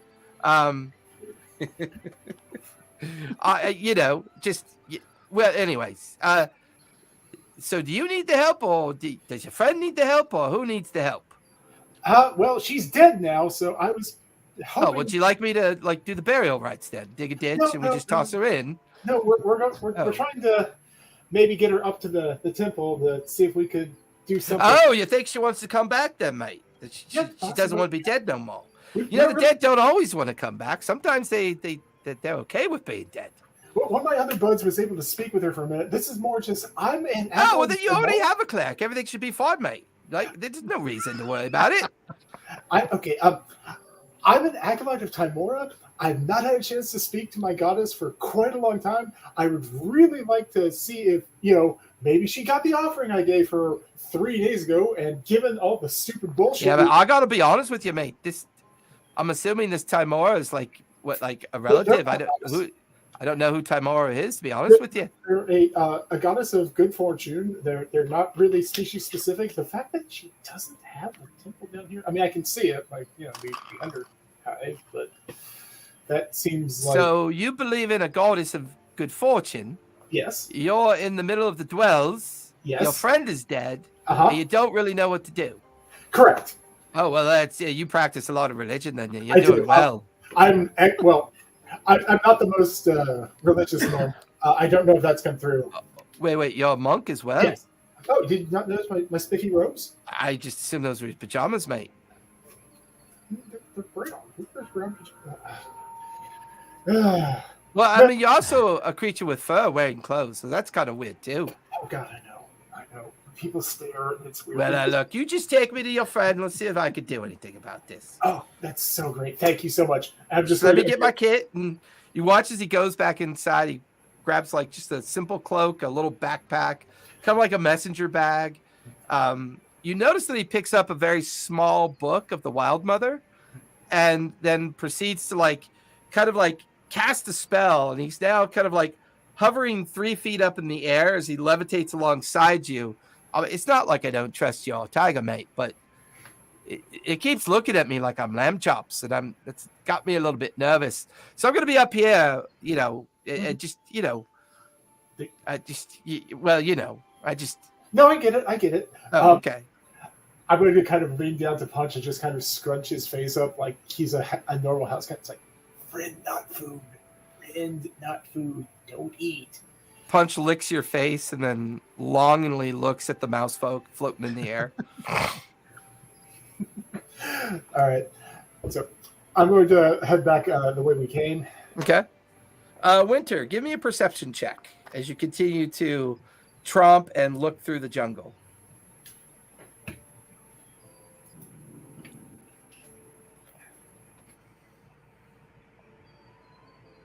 You're mute. It's a 15. 15? Yes. At some point, you see the strangest thing.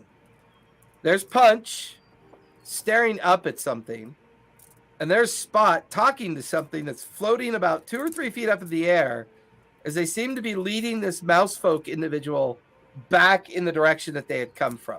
They make just enough noise for you to kind of pick up on them. You're like looking through the undergrowth of the foliage to see them walk on by, and you kind of looking. You can hear the mousefolk talk.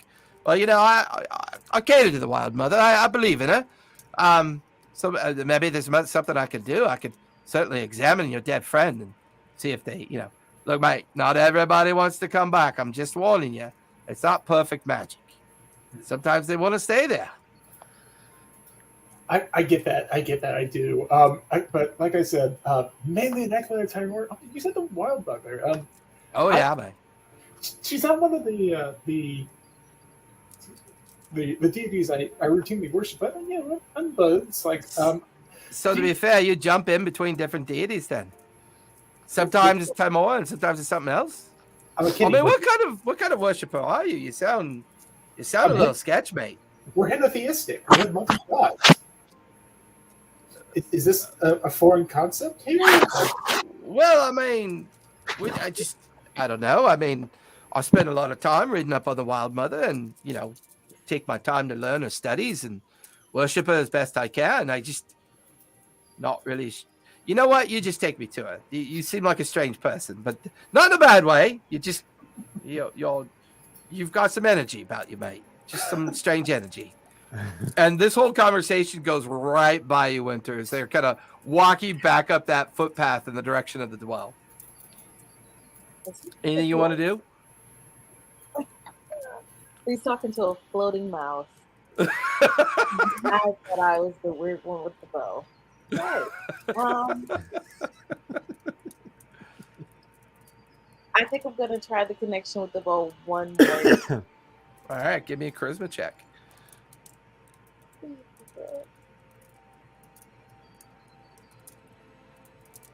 14. That's good enough for the bow to kind of give off a harmonic resonance. And you get the feeling what just went by you was maybe what the bow was talking about. Okay, then I'm going to slowly follow behind. Okay. Spot in the floating mouse.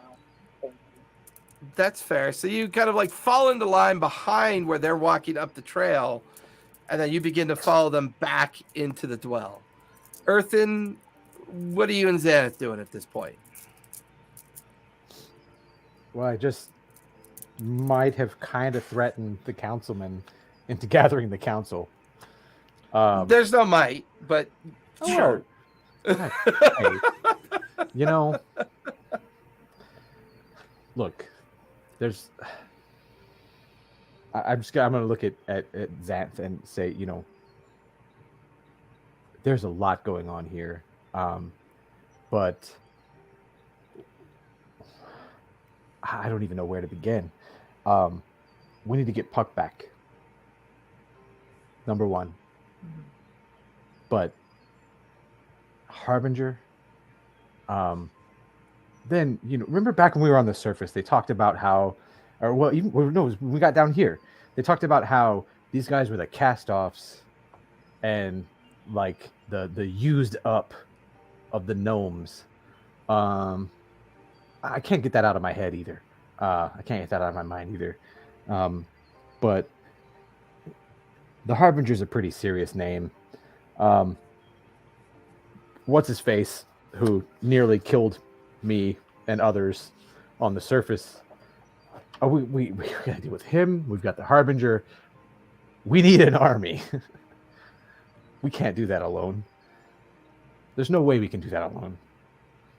But there are some pretty powerful people down here. I wonder if there are people up on the surface who can help us. The people here are old, very, very old, or very, very young. And the Dampiers seem powerful, but they're undead. And the thing that we just fought was undead. But the guy said a ritual. I talked to one of the Dampier. It wasn't Caliban. I was looking for Caliban. I forgot we sent her up to the top. But he said there's a ritual. They have to perform a ritual, and they have to be willing participants. They have to be willing to become Dampier. It's not at least this group wants whoever is going to become a Dampier to be willing. I don't know. There's an undercurrent of inequality here that God love it. I can't get it. God's love it. I can't get it out of my system. I have to stop it. and the copper makers, they're talking about the copper makers use up these gnomes, cast them aside. The copper makers' names were on all the residuum boxes and all that stuff that we picked up on the other ships. They have their tendrils deep into this somehow. And if for some in some way the copper makers are aware of whatever is at the center of this island that spooked Puck when we first got here, if they're aware of that, if they're in league with that, I think that is something more serious than whatever's going on, small petty fights on this little island. I don't know. There's too much to wrap my head around right now.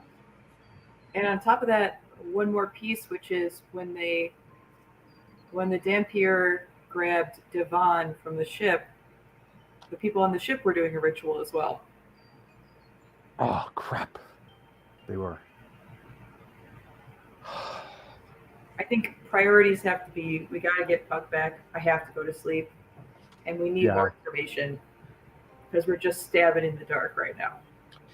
And as the two of you are having this conversation, off the edge of the jungle stretch of the Dwell, over between where the Raven and Sebos is, you watch as Punch comes out of the undergrowth, followed by Spot with a strange-looking small mouse floating alongside of him, and then Winter right behind Spot. Is that a mouse? Hey. I'm going to quote Spot here. That's racist. Hi, this is our new friend. This is Matron.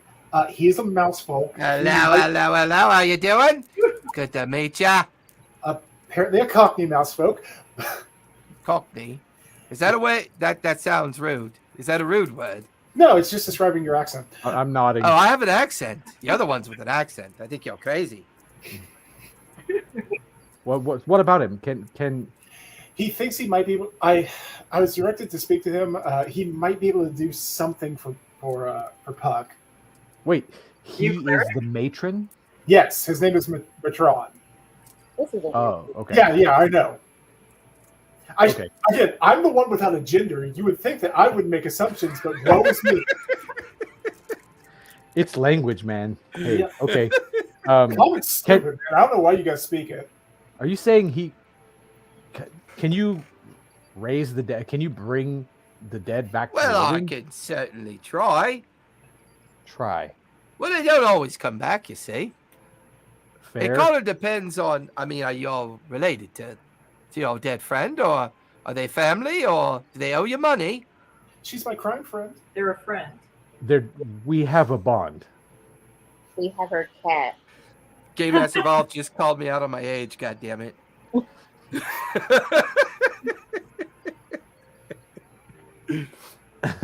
So it doesn't owe you money. Oh, well, somebody went away. That happens a lot with him. He just kind of disappears. We just lost him. Yeah. Oh, he just practiced invisibility really quick there, and he's pretty good at it. Well, look, just take me to your dead friend. Let me take a look at him. Look at them and see their condition. Oh, hey, I recognize your patronage there. What's your name there, cleric? My name is Zant. You may recognize me from the statue on the surface of the island. No, I never go up there. You're saying that they've dedicated a statue to you already, eh? So why don't you raise it then? Clearly you got power. I will. If you can't do it, I will do it. I'm exhausted today. I just need 8 hours to sleep, and I could do it. He doesn't know about the zombie Saurus Rex thing. Zombie Saurus Rex thing. Yeah. Are you sure you guys just didn't have a good night of day drinking and Like she point, I'm gonna accidentally point. died? I'm just gonna point to what's remaining of standing the right giant in front of dinosaur it. Oh, that's being removed from. yeah. That's a sight. Never seen that before. I don't think we had either. Oh, is that what killed your friend? No. Not really. No. It was a knife. Oh, well, knives kill people, not people. At least that's what my auntie used to tell me all the time, yeah? Can I roll a quick insight check on this guy? before Yeah, we go let for it. Yeah. mess with our friend? Oh, that is a 10. As far as you can tell, he seems perfectly honest with his assumptions, and he seems genuine. Seems like a cool guy. I think we should. Well, I didn't say that, but he seems genuine. He's a right. bit of an asshole. Look, matron, whatever. All Yeah. jokes aside, our friend is dead. We would like Well, that's that not to, funny. We would like that to be undone in whatever. No, not in whatever way possible. We want our friend returned to life. Well, yeah, like I said, I could give it a try. It's not always easy. Come on, let's go then. Let's go. What lead the way? I don't know where they are. I'm gonna grab him by the hand. He's floating, right? Yeah, he's levitating like at shoulder height for a 5-foot person. If someone was 5 feet, he'd be levitating like right at that height. I'm gonna try to snatch him and just walk like we're going into Sibo's. Right? Okay. I mean, I don't really need my handheld for this, but that's fine. It's faster than whatever you were doing here, and we kind of push through the doors and to where Puck is on the bed. So as you guys come into Sibo's place, Sibo is in the midst of working on your equipment, right? So she doesn't even notice you guys come in. She looks up for a moment, sees the mouse folk, and just shakes her head and kind of goes back to whatever she's doing. The four of you guide Matron over to the bed, and he looks, oh, that's unfortunate. She's been dead for a while then. Yeah, an hour or so, I guess. I'd say probably by now. Well, I mean, I could certainly give it a try. Give me a moment, would you? And he kind of floats down to her and lands on the ground. And begins I'm gonna whisper in his ear that tiger really wants her alive. Well, that's good. I'm imagining you want her alive too, yeah? I'm not hungry. Well, neither am I, so that's good for the tiger. And he puts his hands on the forehead of Puck's head and just starts murmuring something to himself. He's almost going through a ritual. Puck, you hear voices. You hear whispers. You've been avoiding that darkness, and you've been looking for a way back. And you can hear Earthen's voice, you can hear Spot, you can hear Winter, you can hear Xanath, these echoes of conversation kind of. And then somewhere on the edge of the darkness that you're staring into this void, you can see little glimmers of light kind of arcing off the edge of some unseen horizon. And it's getting brighter and brighter. You can just hear this voice. Hello? You in there? Hello? Hello? Oh, you are Hello? still there. Look, I'm here with some of your friends, and they've got it in mind, to bring you back. Do you want to come back? Bring me back! Oh my god, let me out of here! Do you know where you are? Yeah. I'm next to that fucking freaking Well, you don't need to cuss at me. I'm just trying to figure out how to bring you back. You know, not I'm always. sorry, They don't I'm always want to come back. I'm sorry. Please help me come back. Please. Very well. Just give me a moment. And none of you heard him say that. It's just the background of you guys kind of talking with each other. Yeah, I don't think she wants to come back. No. I'm just kidding. Of course she wants to come back. Listen, so I'm going to do would this. Punch growl at that? Would Punch even be aware that was said? I feel like Punch would just like. I would say Punch is approach. on the bed, like sitting at Puck's feet and staring at her corpse at this point, her preserved corpse, while the rest of you are like Spot and Winter on one side of the bed, you and Xanath are on the other side of the bed, and the mouse folk is kind of up near her forehead, just has this small little mouse folk hands on her forehead. I'm just kidding, just trying to break up the mood, that's all. She's there, she's still tethered to her body. She keeps saying something about a darkness chasing her, though, like some weird creature or something that she's avoiding in there. Is there any chance that comes back when you try to bring her? Well, I don't think so. I don't think it works that way. The real problem is here, she's been dead for a bit. I can bring her. I could try to bring her back, but it's going to be costly. You need to sacrifice something to be able to give this a chance. Okay. Now she heard me, so there's a good chance that maybe if she hears your voices, it might help bring her back. But do you have any trinkets or offerings that you could offer up? You watch as Punch, for some reason, gets off the bed, goes outside, comes back in within moments, carrying like a dead bird in its mouth, places it up at the feet of Punch, or of Puck. And just sits there staring at Puck. I'm not sure if that's a warning or an offering. Look, you're not very good at this intimidation thing. I can read right through you. Just stick with the conversations you know. All I'm saying is speak to her. Give her a reason to come back. And he watches his eyes roll back into his head. He places both hands up near the throat and upper chest area of Puck. And he's now murmuring an incantation. And he begins his ritual. Puck, if you can hear this, I hope you can hear this. We're all here. We're here for you right now. Aww. Come back. You don't want to be where you are. Come back to the light.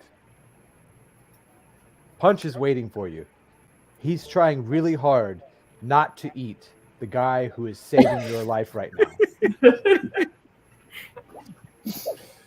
I don't know where lunch is, but Punch is here. Can I kind of squeeze Earthen's shoulder and let my claws poke out just a little bit? Stop antagonizing the non-human folk. I didn't say you're gonna eat him.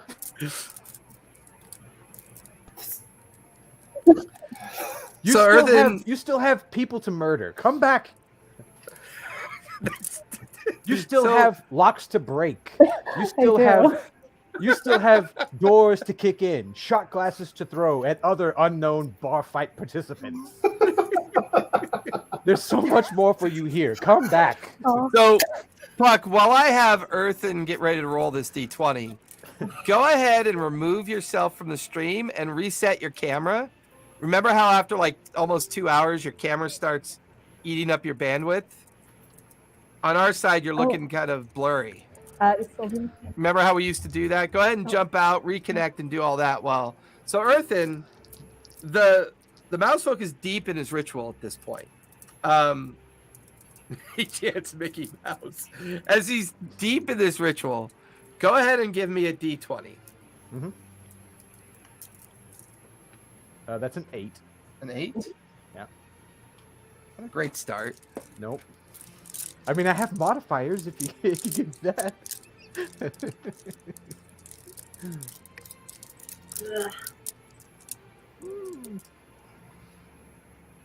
I'm going to change dice for the next roll. Oh, much better. Thank you, Puck. Thanks. I keep forgetting it happens. No worries. It's just the limited memory on your system. That's all it is. So Xanath, You could hear the mousefolk deepen his chant. Well, don't just stop with that. Keep it going. It's hard to persuade the dead. Damn it. I would like to. Can I lucky that roll? Yeah, okay. I'll let you lucky that roll. Okay. But how would that lucky be displayed? Like, what would you offer to give that lucky an opportunity to help you? No. Wait a minute. Puck, you're a ranger. You're a ranger. You haven't ranged enough. There is so much more of this wide world that you have not explored. You can't leave that unfound, undiscovered, unknown. Never mind whatever the hell that is that you found at the center of this place. You spoke to a giant turtle god thing. And you're just gonna leave it at that?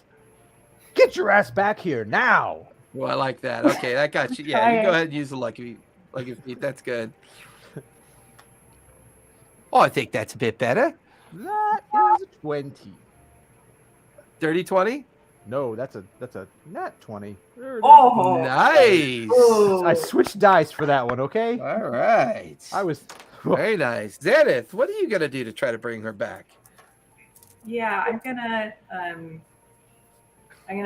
lay my hand on Puck's little head and say, Puck, come back. We're waiting for you. Come back to the light. You have Helm's blessing. And then I don't know if it'll do anything, but I'm gonna cast Bless on Puck and also on the little mouse. Okay. Yeah. That'll give you a D20 with advantage. All right. I'm so nervous. First one's a 20. Wow, look at that. Oh, it's a 15. healers. 20s in a row. Healers for the win. Well, that's doing pretty good. Winter, how about you? Anything you want to say to Puck to try to bring her back? How you gonna leave me like that? Like, we were a team, a wingman and a team. Like, my plan does not work without you. And we all know the seduction doesn't work without the wingman. It's like for a moment there, the mousefolk like opens one eye to look at Winter, looks down at Puck. Oh, that's new. Give me a D20, Winter.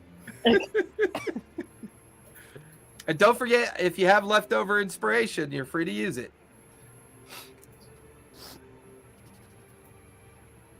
That's just good. I'm all out of inspirations. I think I have one. Yeah, so roll a D20 and a D6 and add the numbers together to see what you get. So the D20 was. It should be in the bottom left-hand corner of the app. We're going to start a GoFundMe for Winter and send her dice. I actually have dice. I just haven't been to my P.O. box. Well, get the dice. I want to hear them. I love it when Alexa rolls hers. Because she unbags them all. And I know, right? I have such a good table for it. What'd you get? It's a 10 altogether. Okay. Well, because I'm moving, so I don't use my mailbox anymore. Oh, that's true. That's true. Spot, you're the last one to go. All right, I'm just going to kind of go right up to kind of the foot of the beer. It's like, Crime Friend, we have so many more misadventures. Come on, do it. So much more crime. There's so many critters you haven't adopted. Oh, that's yeah. I'm I don't know gonna how look to at feel him. about that. Yeah, says go ahead that, and give me a I'm gonna glare at D20 him. Spot. See how it goes. D20, give me a second. Should have prepped that, but I didn't. 14. All right. Not bad.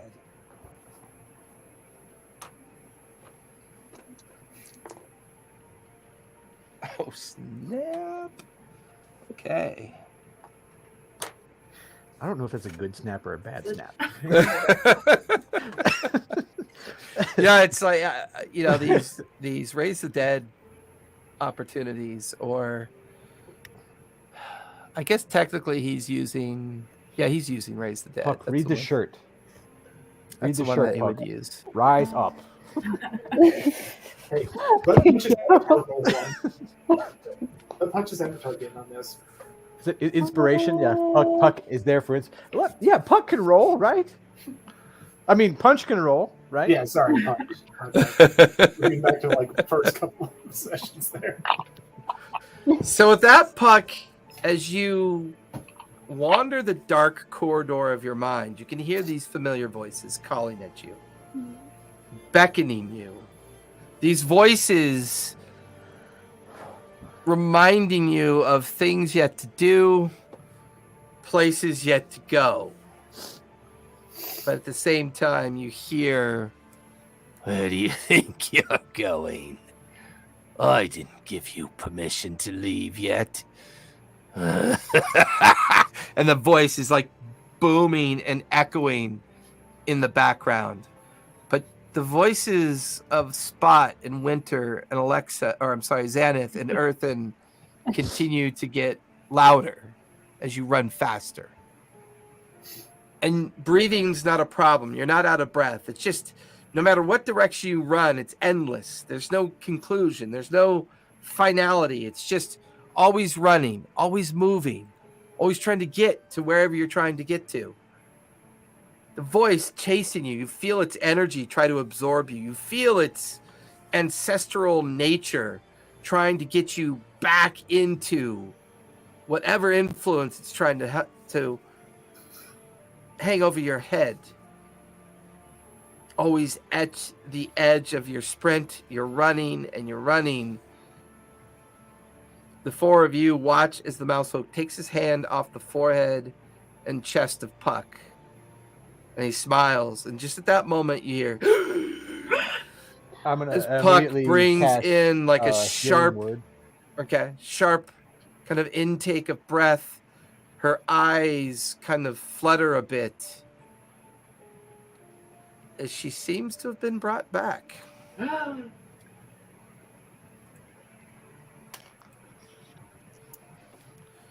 Puck, your eyes focus. Your limbs feel like dead weight. Puck, you have 4 levels of exhaustion. You came back with 1 hit point, but Earthen quickly cast Healing Word on you. Or 9, so you have a total of 10 hit points at this point. And there's a very wet sensation on your face as Punch is now licking your face furiously. Oh, my baby. Oh there, mate. She just come back. Don't be licking the skin off her face. And he goes to kind of like move the Punch out of the way. And then Punch gives him a glare. You know what? You go right ahead. You do what you got to do. Well, good luck all. Done what I came to do. Maybe be a little bit more safer, yeah? And he kind of like jumps off the edge of the bed. You hear his little feet. The door opens. Closes. Thank you. As he leaves. I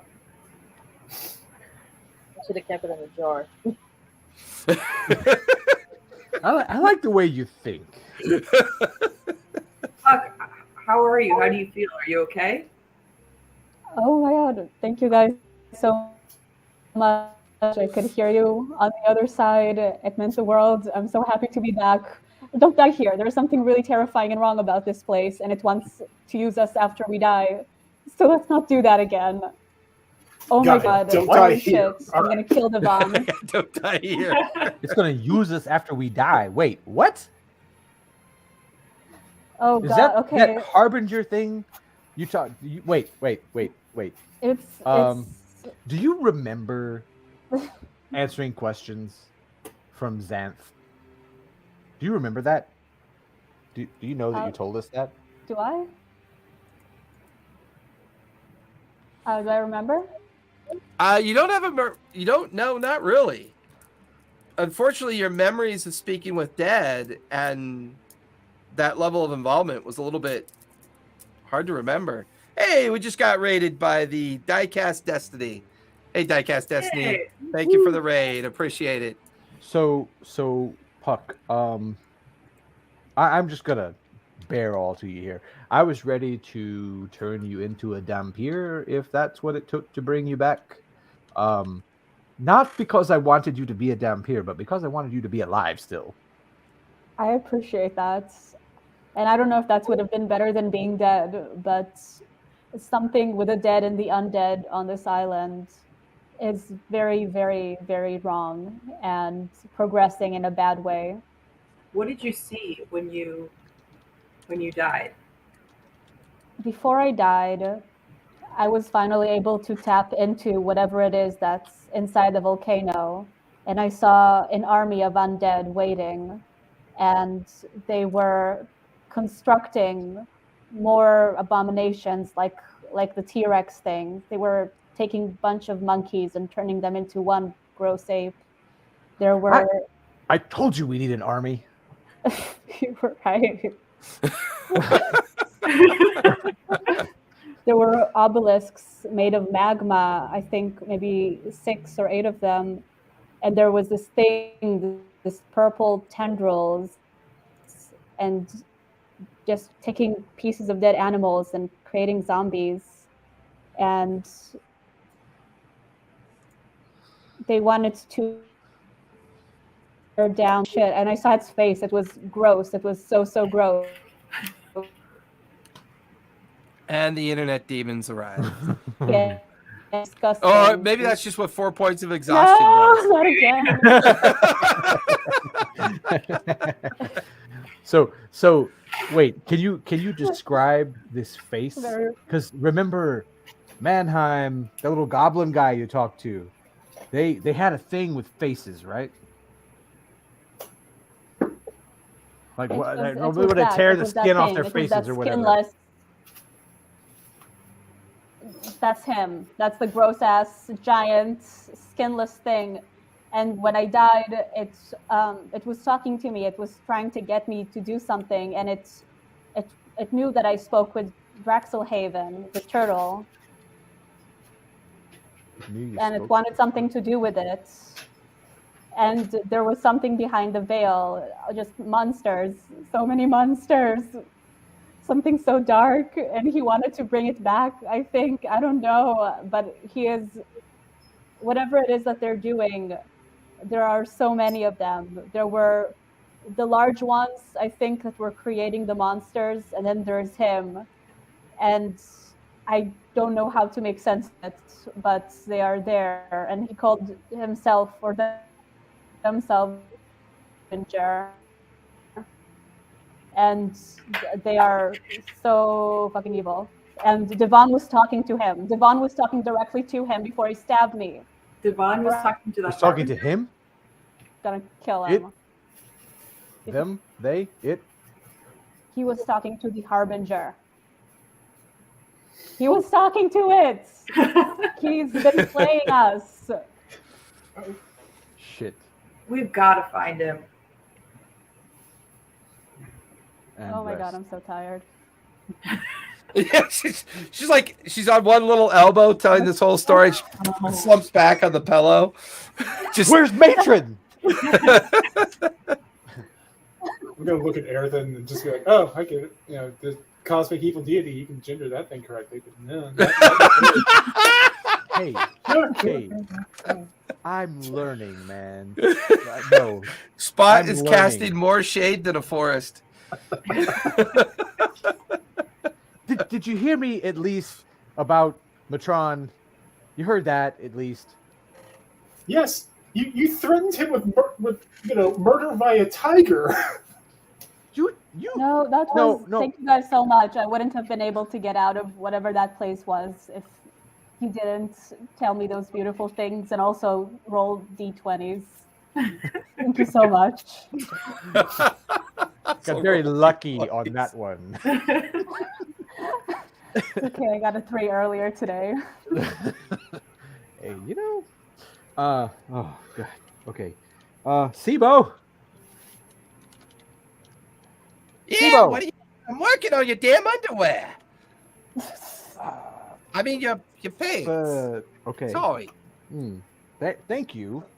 Well, you said you wanted to get them dyed. I'm trying to do my best. Oh, look, she's alive. She puts her Yes. shit down and walks away from her like enchantment that she was working on and leaves everything on the table, walks over. Well, you look better than what you looked like before. How you feeling? Like crap. She puts her hand on your forehead and casts Greater Restoration on you. That'll take away at least 1 point of exhaustion. So instead of 4, you now have 3. Thank you. You're welcome. You look like you could use it. Just lie in bed, dearie. Just get your feet about you. Don't worry. I'm struggling to get out of the fake Aussie accent, so I apologize. And she like turns around and just kind of like goes back to working on Earthen's kit. Okay. I think we were going to meet the wait, no. You're back. You told us the Harbinger. The council has to know. Needs to know. The council needs to know about this. But what if it has spies?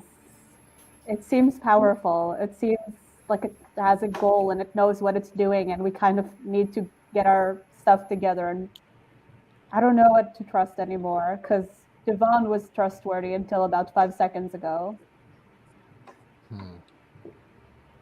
Yeah, we didn't read anything off of him. Nope. Interesting. And so far the Martinets turned on us, Devon's turned on us. are we just unlikable, do you think? Is that what's going on? Hey, at least as far as I know, the church hasn't turned on us yet. Your statue worshippers haven't turned on us yet, at least so far as we know. I can promise you guys this. Again, I'm but a lowly monk. Stuff. Timor seems to be okay with that. The cat god hates all of you. Not you, Punch. You're beautiful. He loves you. But the cat lord thinks all the rest of you are shit. Just saying that now. Punch, who is about 3 times the size of Puck at this point, is like curled up along side of her, like with his front paws like draped over her, and he's already asleep. Like just these deep guttural purrs as he's just relieved that she's back. Is where's lunch? We haven't seen lunch since the battle. Lunch. You what? Okay. Yeah, he's in your pocket. I flip him back out. You activate the coin. Yes. It unfurls into the little pseudo dragon that comes into existence. Oh, yeah. Listen, I wish I could have told you, but I if I was in my dragon form, I could have. You okay? You all right? Better now, thank you. All right, good. Wait. Yeah. Did you happen to see the guy who did this, even though you were in coin form? No, unfortunately, I can't work that way. I gotta be in existence. I gotta when I'm a coin, I can telekinetically. Here's the thing: you gotta try to telekinetically connect to me next time. I can't initiate it. You have to. You have to say, "Oh yeah, hey, lunch. I'm going to." It's just kind of the way it works. Sorry, I feel bad about that. Lunch. What? No, Yeah. I'll What? keep it in mind. Sense do you have of this place? What sense? I mean, you're a magical being. What? Well, I'm a magical doing. Sure. I mean, those are both action verbs. Cool. The hell's a verb? You're a strange bard. Well, bards are strange. That's kind of my thing. So, what you've been on the island at least for longer than we have? Yeah. What do you know? Have Well, you I mean, heard? you do realize I've been on the island longer than you guys have because I was in a cage and imprisoned by a pet merchant. So what better to do than to listen to everything going on around you? Have you I don't know. heard? Suffer the trauma of imprisonment? He just leans down towards Puck. I'm just kidding. This guy's way too much fun. He kind of leans back up. See, yeah, even Puck agrees with me. The Harbinger. Does that name ring any bell? Nah, not really. Not familiar to me. I mean, look, when I'm not here and I'm in that coin, I'm in the Feywild. And I can tell you all you want to know about the Fey. Right? I'm okay with that. So Lots of colors, weird shit. I mean, marshmallow clouds, crystalline mountain. Hey, look, the Fey is a crazy place. yeah, and we've been betrayed by just about everyone we've trusted so far. How do you figure? Well, we had the captain, who wiped my mind. Well, that doesn't really sound hard to do. Ha ha ha. Let's just like staring at you with kind of like an incredulous look. Then we had the frogman, who's not a frogman, he's a man, and then he decides that he's apparently a murderous man who killed your friend, who we just resurrected from the mouse guy that was here. I don't think you saw that though. Anyway, there was a mouse guy here, and he helped bring your friend back. Okay. Cool. Yeah, I'm glad that happened. The little like vampire gnome guys around here, the other gnomes around here. This is an evil freaking place, and you know, Puck detected the great evil at the center of this place. Not unlike she detected the island dragon turtle thing out in the ocean, which Sibo pipes up because she's like overhearing. So, to be clear, you think your bad luck makes everything else evil? Is that what you're basing this off of? I think our bad luck is. Go ahead. Oh, sorry. I think our bad luck is going to become everyone's bad luck very, very soon. Well, what brought you all here? Wait, you mean the dragon? What brought all of you to this island? You know what, Winner? These inspiration for that one. That was great. Sibo just glares at you, but Lunch starts laughing. Lunch just thought that was hysterical. I know a fucking boat brought you here. But I believe your choices brought you here. A boat escorted by merfolk and a shark man, and a captain who apparently also moonlights as a statue. And every single one of them held a crossbow to your head and told you to make your choices. Is that what you're telling me? No, that'd be silly. Some of them had knives. You know what, Eric? D6 on that one, too. Right now, Sibo's looking between you and Winter and going, and Lunch laughs at that joke as well. Lunch is just having a good old time. Sibo's like, you lot are strange, for sure. What did they call this when we started? What? Who was that? It was Alexander on the boat, I think. Called this the Fool's Errand. I'm like kind of gesture towards Spot and Winter. Well, that sounds about right. If you ask me. You guys are making your own choices here. I mean, don't get me wrong. There's purpose here. There's things that got to get done. I get it, but you're over there lamenting like all of this treachery and deceit, and I mean, what made you think anyone was going to tell you the truth to begin with? Just because they exist? Look, all I was able to do was get that creature out of the box. I believed what he was saying. He seemed genuine enough to me.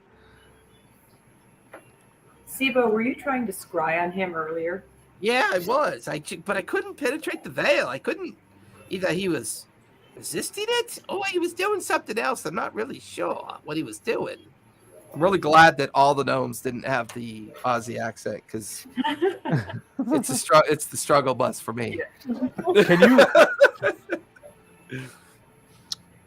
Did you have any attachment to that ring? not really. It was just a trinket. I mean, yeah, sure. It's lesser invisibility. It's not going to be. I think that's why he became visible after he attacked your young friend here. It mostly has an enchantment on it. It's not like a traditional. Like one of the things I do for a lot of the other gnomes here is I put little magics and infusions on things to help them with their day and their activity throughout their day. Can charm their, and I can enchant their equipment and their weapons if they go hunting. Just I do what I can to help the ones that do what they do. And every now and then I dabble in the higher magics and put them on little infused things like that copper ring that he took. And by the way, it won't work again. Once it's invoked, it goes away. But he has the ring, so I was trying to scry on where the ring was. But I think he might have taken it off.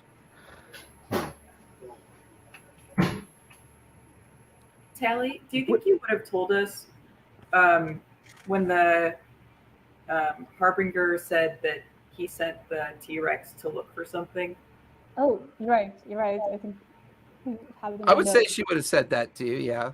I would say everything she experienced, while she was kind of like telling her basic story, I would say if she wants to, she could just describe that she filled you in on everything that she experienced. It is incredibly hard being a baby.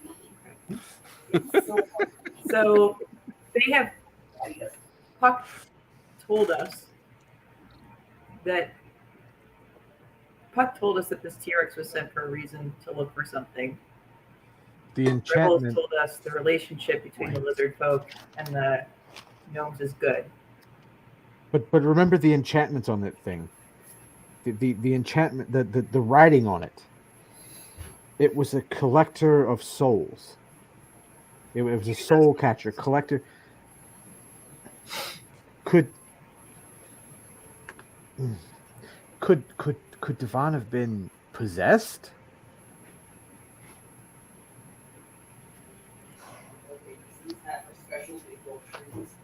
I mean, he certainly seemed. I don't know. I knew him. What? 3 encounters?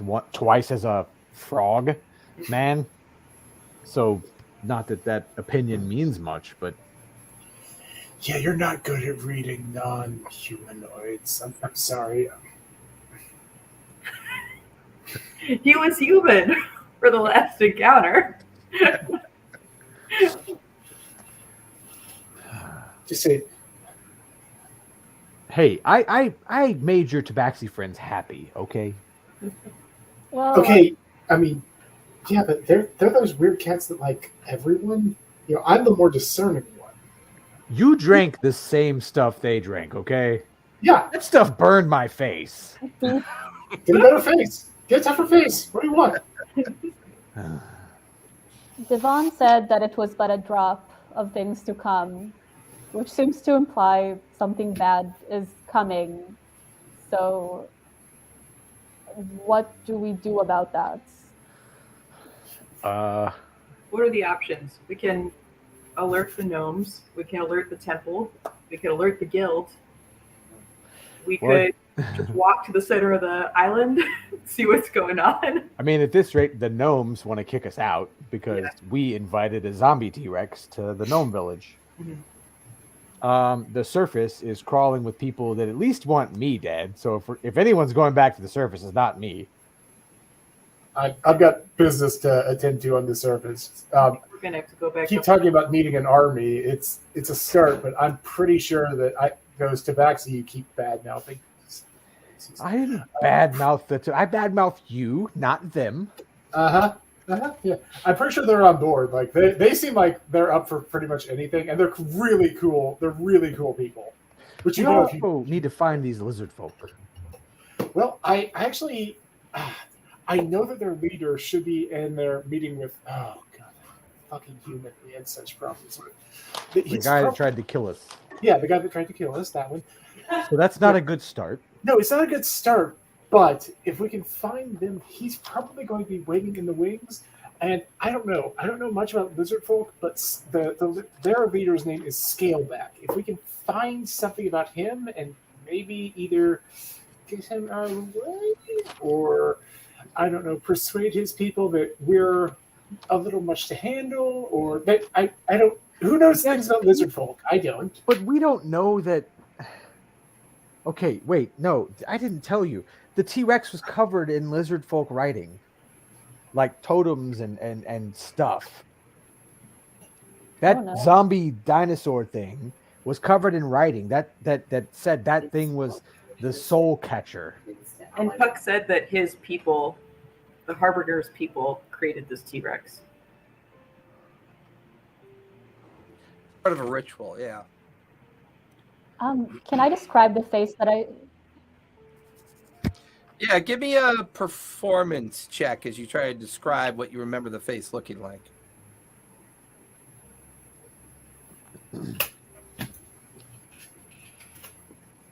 You could tell she just rolled on D&D Beyond because her camera stopped. Some of my other players do that too. What'd you get? Okay. 9. 9?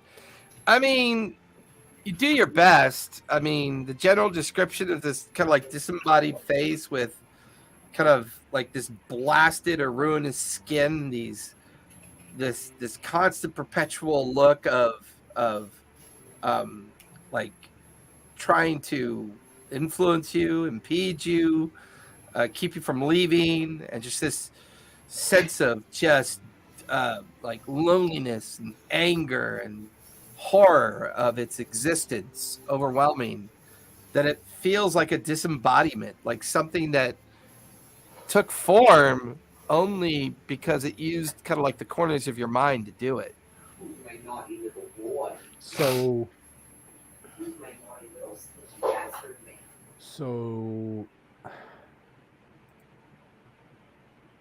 remember what Mannheim was shouting about before he tried to eat my face? The skin. What was it about the skin? That he wanted to like rip his skin off. Yeah. Is that right? Well, to be fair, you did describe Mannheim as being insane. But he wasn't insane. At least not the whole time. Oh, so he's just a little bit insane. Sure. He was different insane than the other people we saw. Simo just gives you this weird look like, there's different kinds of insane, okay? If you say so. His insanity was like someone was in his mind. It wasn't... He kept saying something about the skin. I mean, if our Dampier friends managed to secure Mannheim and bring him back, I think there's a way I could get into his memories. Get him to maybe not be insane anymore. If he's suffering a magical influence of insanity, there might be a way to deal with that. Or he might just be insane. Well, and maybe that's what happened if he had dealings with the Harbinger, based on what your friend Puck has been telling us. Maybe it was the Harbinger that scrambled his brains. I'm sure it was. Well, then who says we can get him back? Puck is back. Well, Puck was dead, not insane. That had more to do with the matron than it had anything to do with me. I know magic. I don't know the divine. The divine is not my territory. That's your friend Zenith here, and matron. But Puck, you said while you were gone, that thing was speaking to you. Yeah, it wanted something. It wanted something with Draxelhaven, I think. I couldn't quite understand.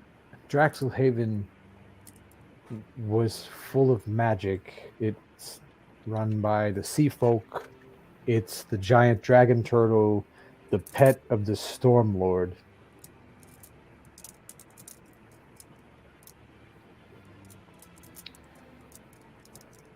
I don't know. I had a hard time understanding exactly what he was saying. He was taunting me, I think. If it was the pet of the Storm Lord, then Might there be something divine about Draxelhaven? What was that thing about the lighthouse? Who was it? Said something about the lighthouse and calling the thing. Dig back through my notes and figure out what it was.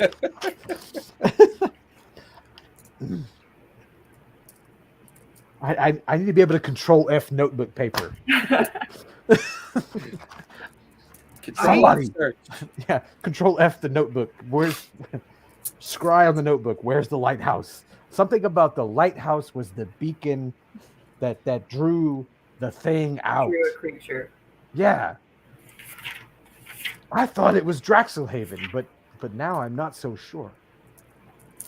And it goes by many names. It goes by Draxelhix, Draxelhaven, the Drax, the Stormlord's Terror.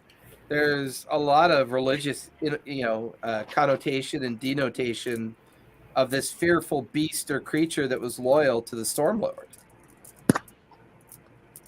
Stormlord is often referred to as Cord as well, which we kind of went over. The artifact in the blood vault, or the supposed artifact in the blood vault, at least. Oh, these murder mysteries. Right? All the pieces of the puzzle except for the last one. At least it's not a southern accent like Well, there's no reason to be rude. Just saying. You live in the jungle long enough by yourself as a mouse folk. It's just the way it goes. Searching for these murderers out here in the jungle. That's a pretty good southern accent. I'm from Kentucky, so. Kentucky, that's in the middle of the country. But I gotta go. We were. Yeah, exactly. That's where I was going. And we found the correct side. So. Well, both. Yeah. Well, officially, we did, because even despite all the stereotypes, Kentucky was like, oh hey, I always like how they pronounce Kentucky. Kentucky. Yeah. Well, unless you're in Appalachia. Well, that's fair. So say that the right way. when there's a chance, I'd love to try and commune with Helm about some of this stuff. Okay. I'm at a loss. I'm exhausted. I need rest. I can't. Well, I mean, at this point, it's only afternoon. We fought a T-Rex. Speed up. A zombie T-Rex. That's fair. I mean, don't okay, kill the messenger. I'm just pointing out that it's only been half a day. I didn't get close to death this time, but we did lose a friend after that fight. Unless you're out of spells. Yeah. I got some, but they're not useful. I feel fine. Oh, that's right. You are a bard. Mm-hmm. hey, I represent that remark. You know what? I'm gonna pull out I'm gonna dig in my handy haversack of awesome and pull out my violin and just kind of step outside and just start playing as a way to just try and kind of meditate and just tie, because it's been a lot, and I'm trying to tie everything all together and just think and concentrate. Okay. So I'm gonna step out and just start playing something. Zenith, are you going anywhere particular to attempt this commune, or how are you approaching that? I think I would walk outside and look for somewhere dark. Okay. Commune. What are the rest of you doing with your time? I feel like trolling Earthen a little bit. I was going to walk back out to the. Well, I was planning on walking back out to the forested area to do just a little bit of meditation, but I'm going to basically treat it like he's busking and throw 2 coppers at him. I'm going to cast Charm Person. Oh no! This is how it starts. So what's that? A wisdom save? Mm-hmm. Spot, give me a wisdom save. Okay. It's a 22. 22. You just feel this sense of compulsion come over you, but you just figure it's your normal narcissism. So you don't make any, nothing really happens. You resist whatever the effect is. You toss a couple copper into a little wooden cup over by Earthen's feet, and then walk off towards the jungle. I know you've got more than that. You have more than me. I've been giving mine away.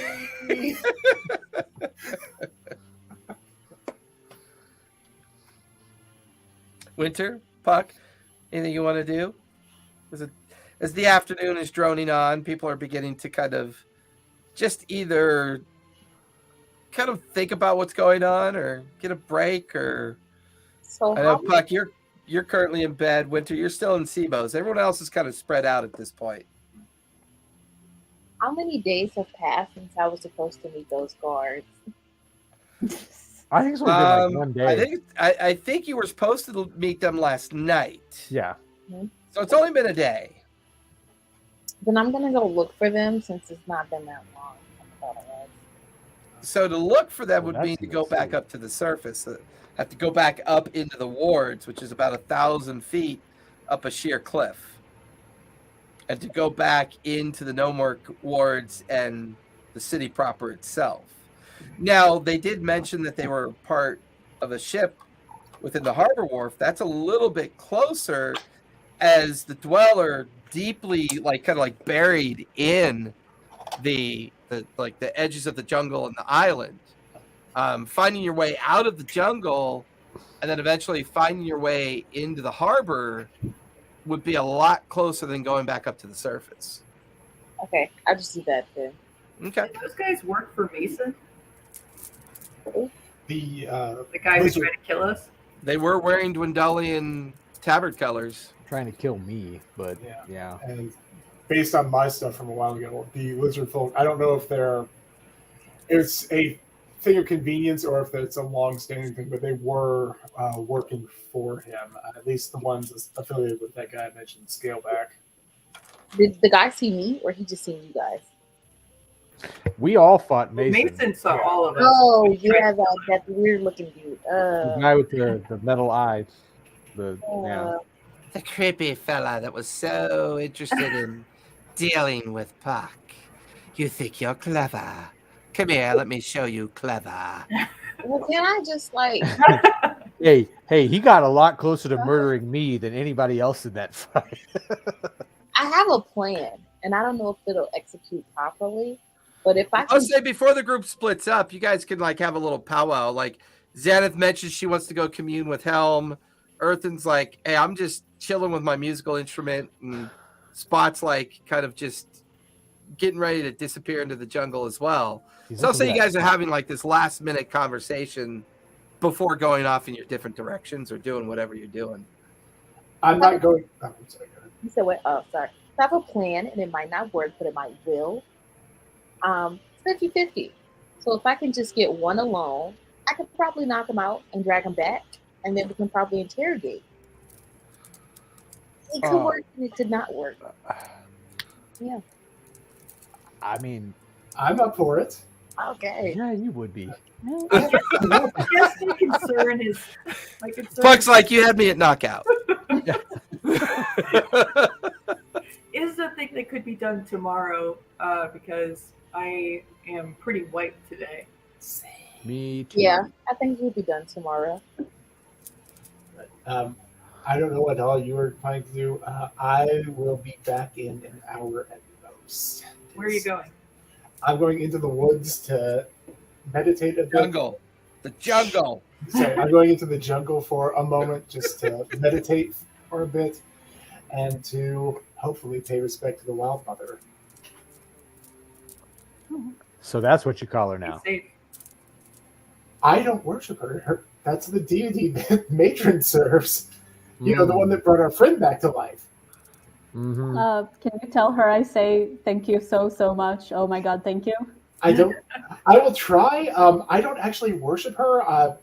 I know of my people worship what might be one of her daughters. I was going to pay respects to her in the way of my people and come back and crash. I have no key. So lock him out. I do have these nice metal claws. I don't know that locks are going to do much for me. For you guys, anyway.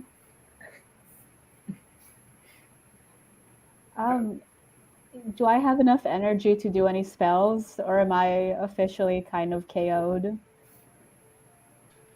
I mean, you just have 3 points of exhaustion. I mean, typically with the It's only 3 points. recall with Raise the Dead, there's usually a 24-hour period where, you know, it's very difficult for you to accomplish anything and usually requires an extended rest before you could really do much of anything.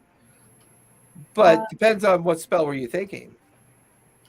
I was just thinking of doing Beast Sense, where I can see the world through any animal I touch and just kind of use its body to look around, sniff around.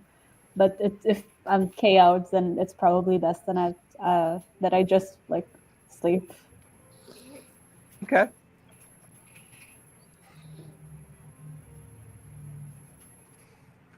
I know, the internet gods. I blame the bard. Hey. I'm not that kind of bard. You keep saying that, but I don't think you think that. No, I don't think you know what you think that means. It's inconceivable. I have not. Seduction is not my thing. Oh, clearly. See? That's why we have winter. Exactly. There. You want a multi-class? I can teach you, you know. So as Puck kind of settles into a deep sleep, Winter is focusing on her plan as she remains behind, kind of like sitting alongside Puck's bedside, writing out the kind of like sketching the images of the two lieutenants and the captain of Mason's flagship, kind of trying to remember what they look like. She begins to put together her plot, her plan to figure out a way to infiltrate the Dwendalian flagship. Earthen is kind of just in the background, softly playing his instrument, while Spot kind of makes his way to the edge of the jungle, and Xanath finding a nice dark space to possibly do some commune with Helm. And I think this will be a good spot to stop so that we can talk about schedules for next weekend and all that fun stuff. Thank you, everybody, for joining us. We will be, I think we'll be back next week, right? Are we good for next? I'll be back. Okay. Or is everybody good? Winter, you good for next week? Yes. Perfect. Xanath, you good? I think so. I'll be on vacation, so I'll just double check, but I think so. Okay. No worries. Just use the Discord like we normally do. Thank you, everybody, for coming out and hanging with us. We really do appreciate it. Be safe, be kind, play a game. You guys go ahead and linger. We'll chat for a bit. And other than that, we'll be back next week. Bye, everybody. Where did I put? Oh, there.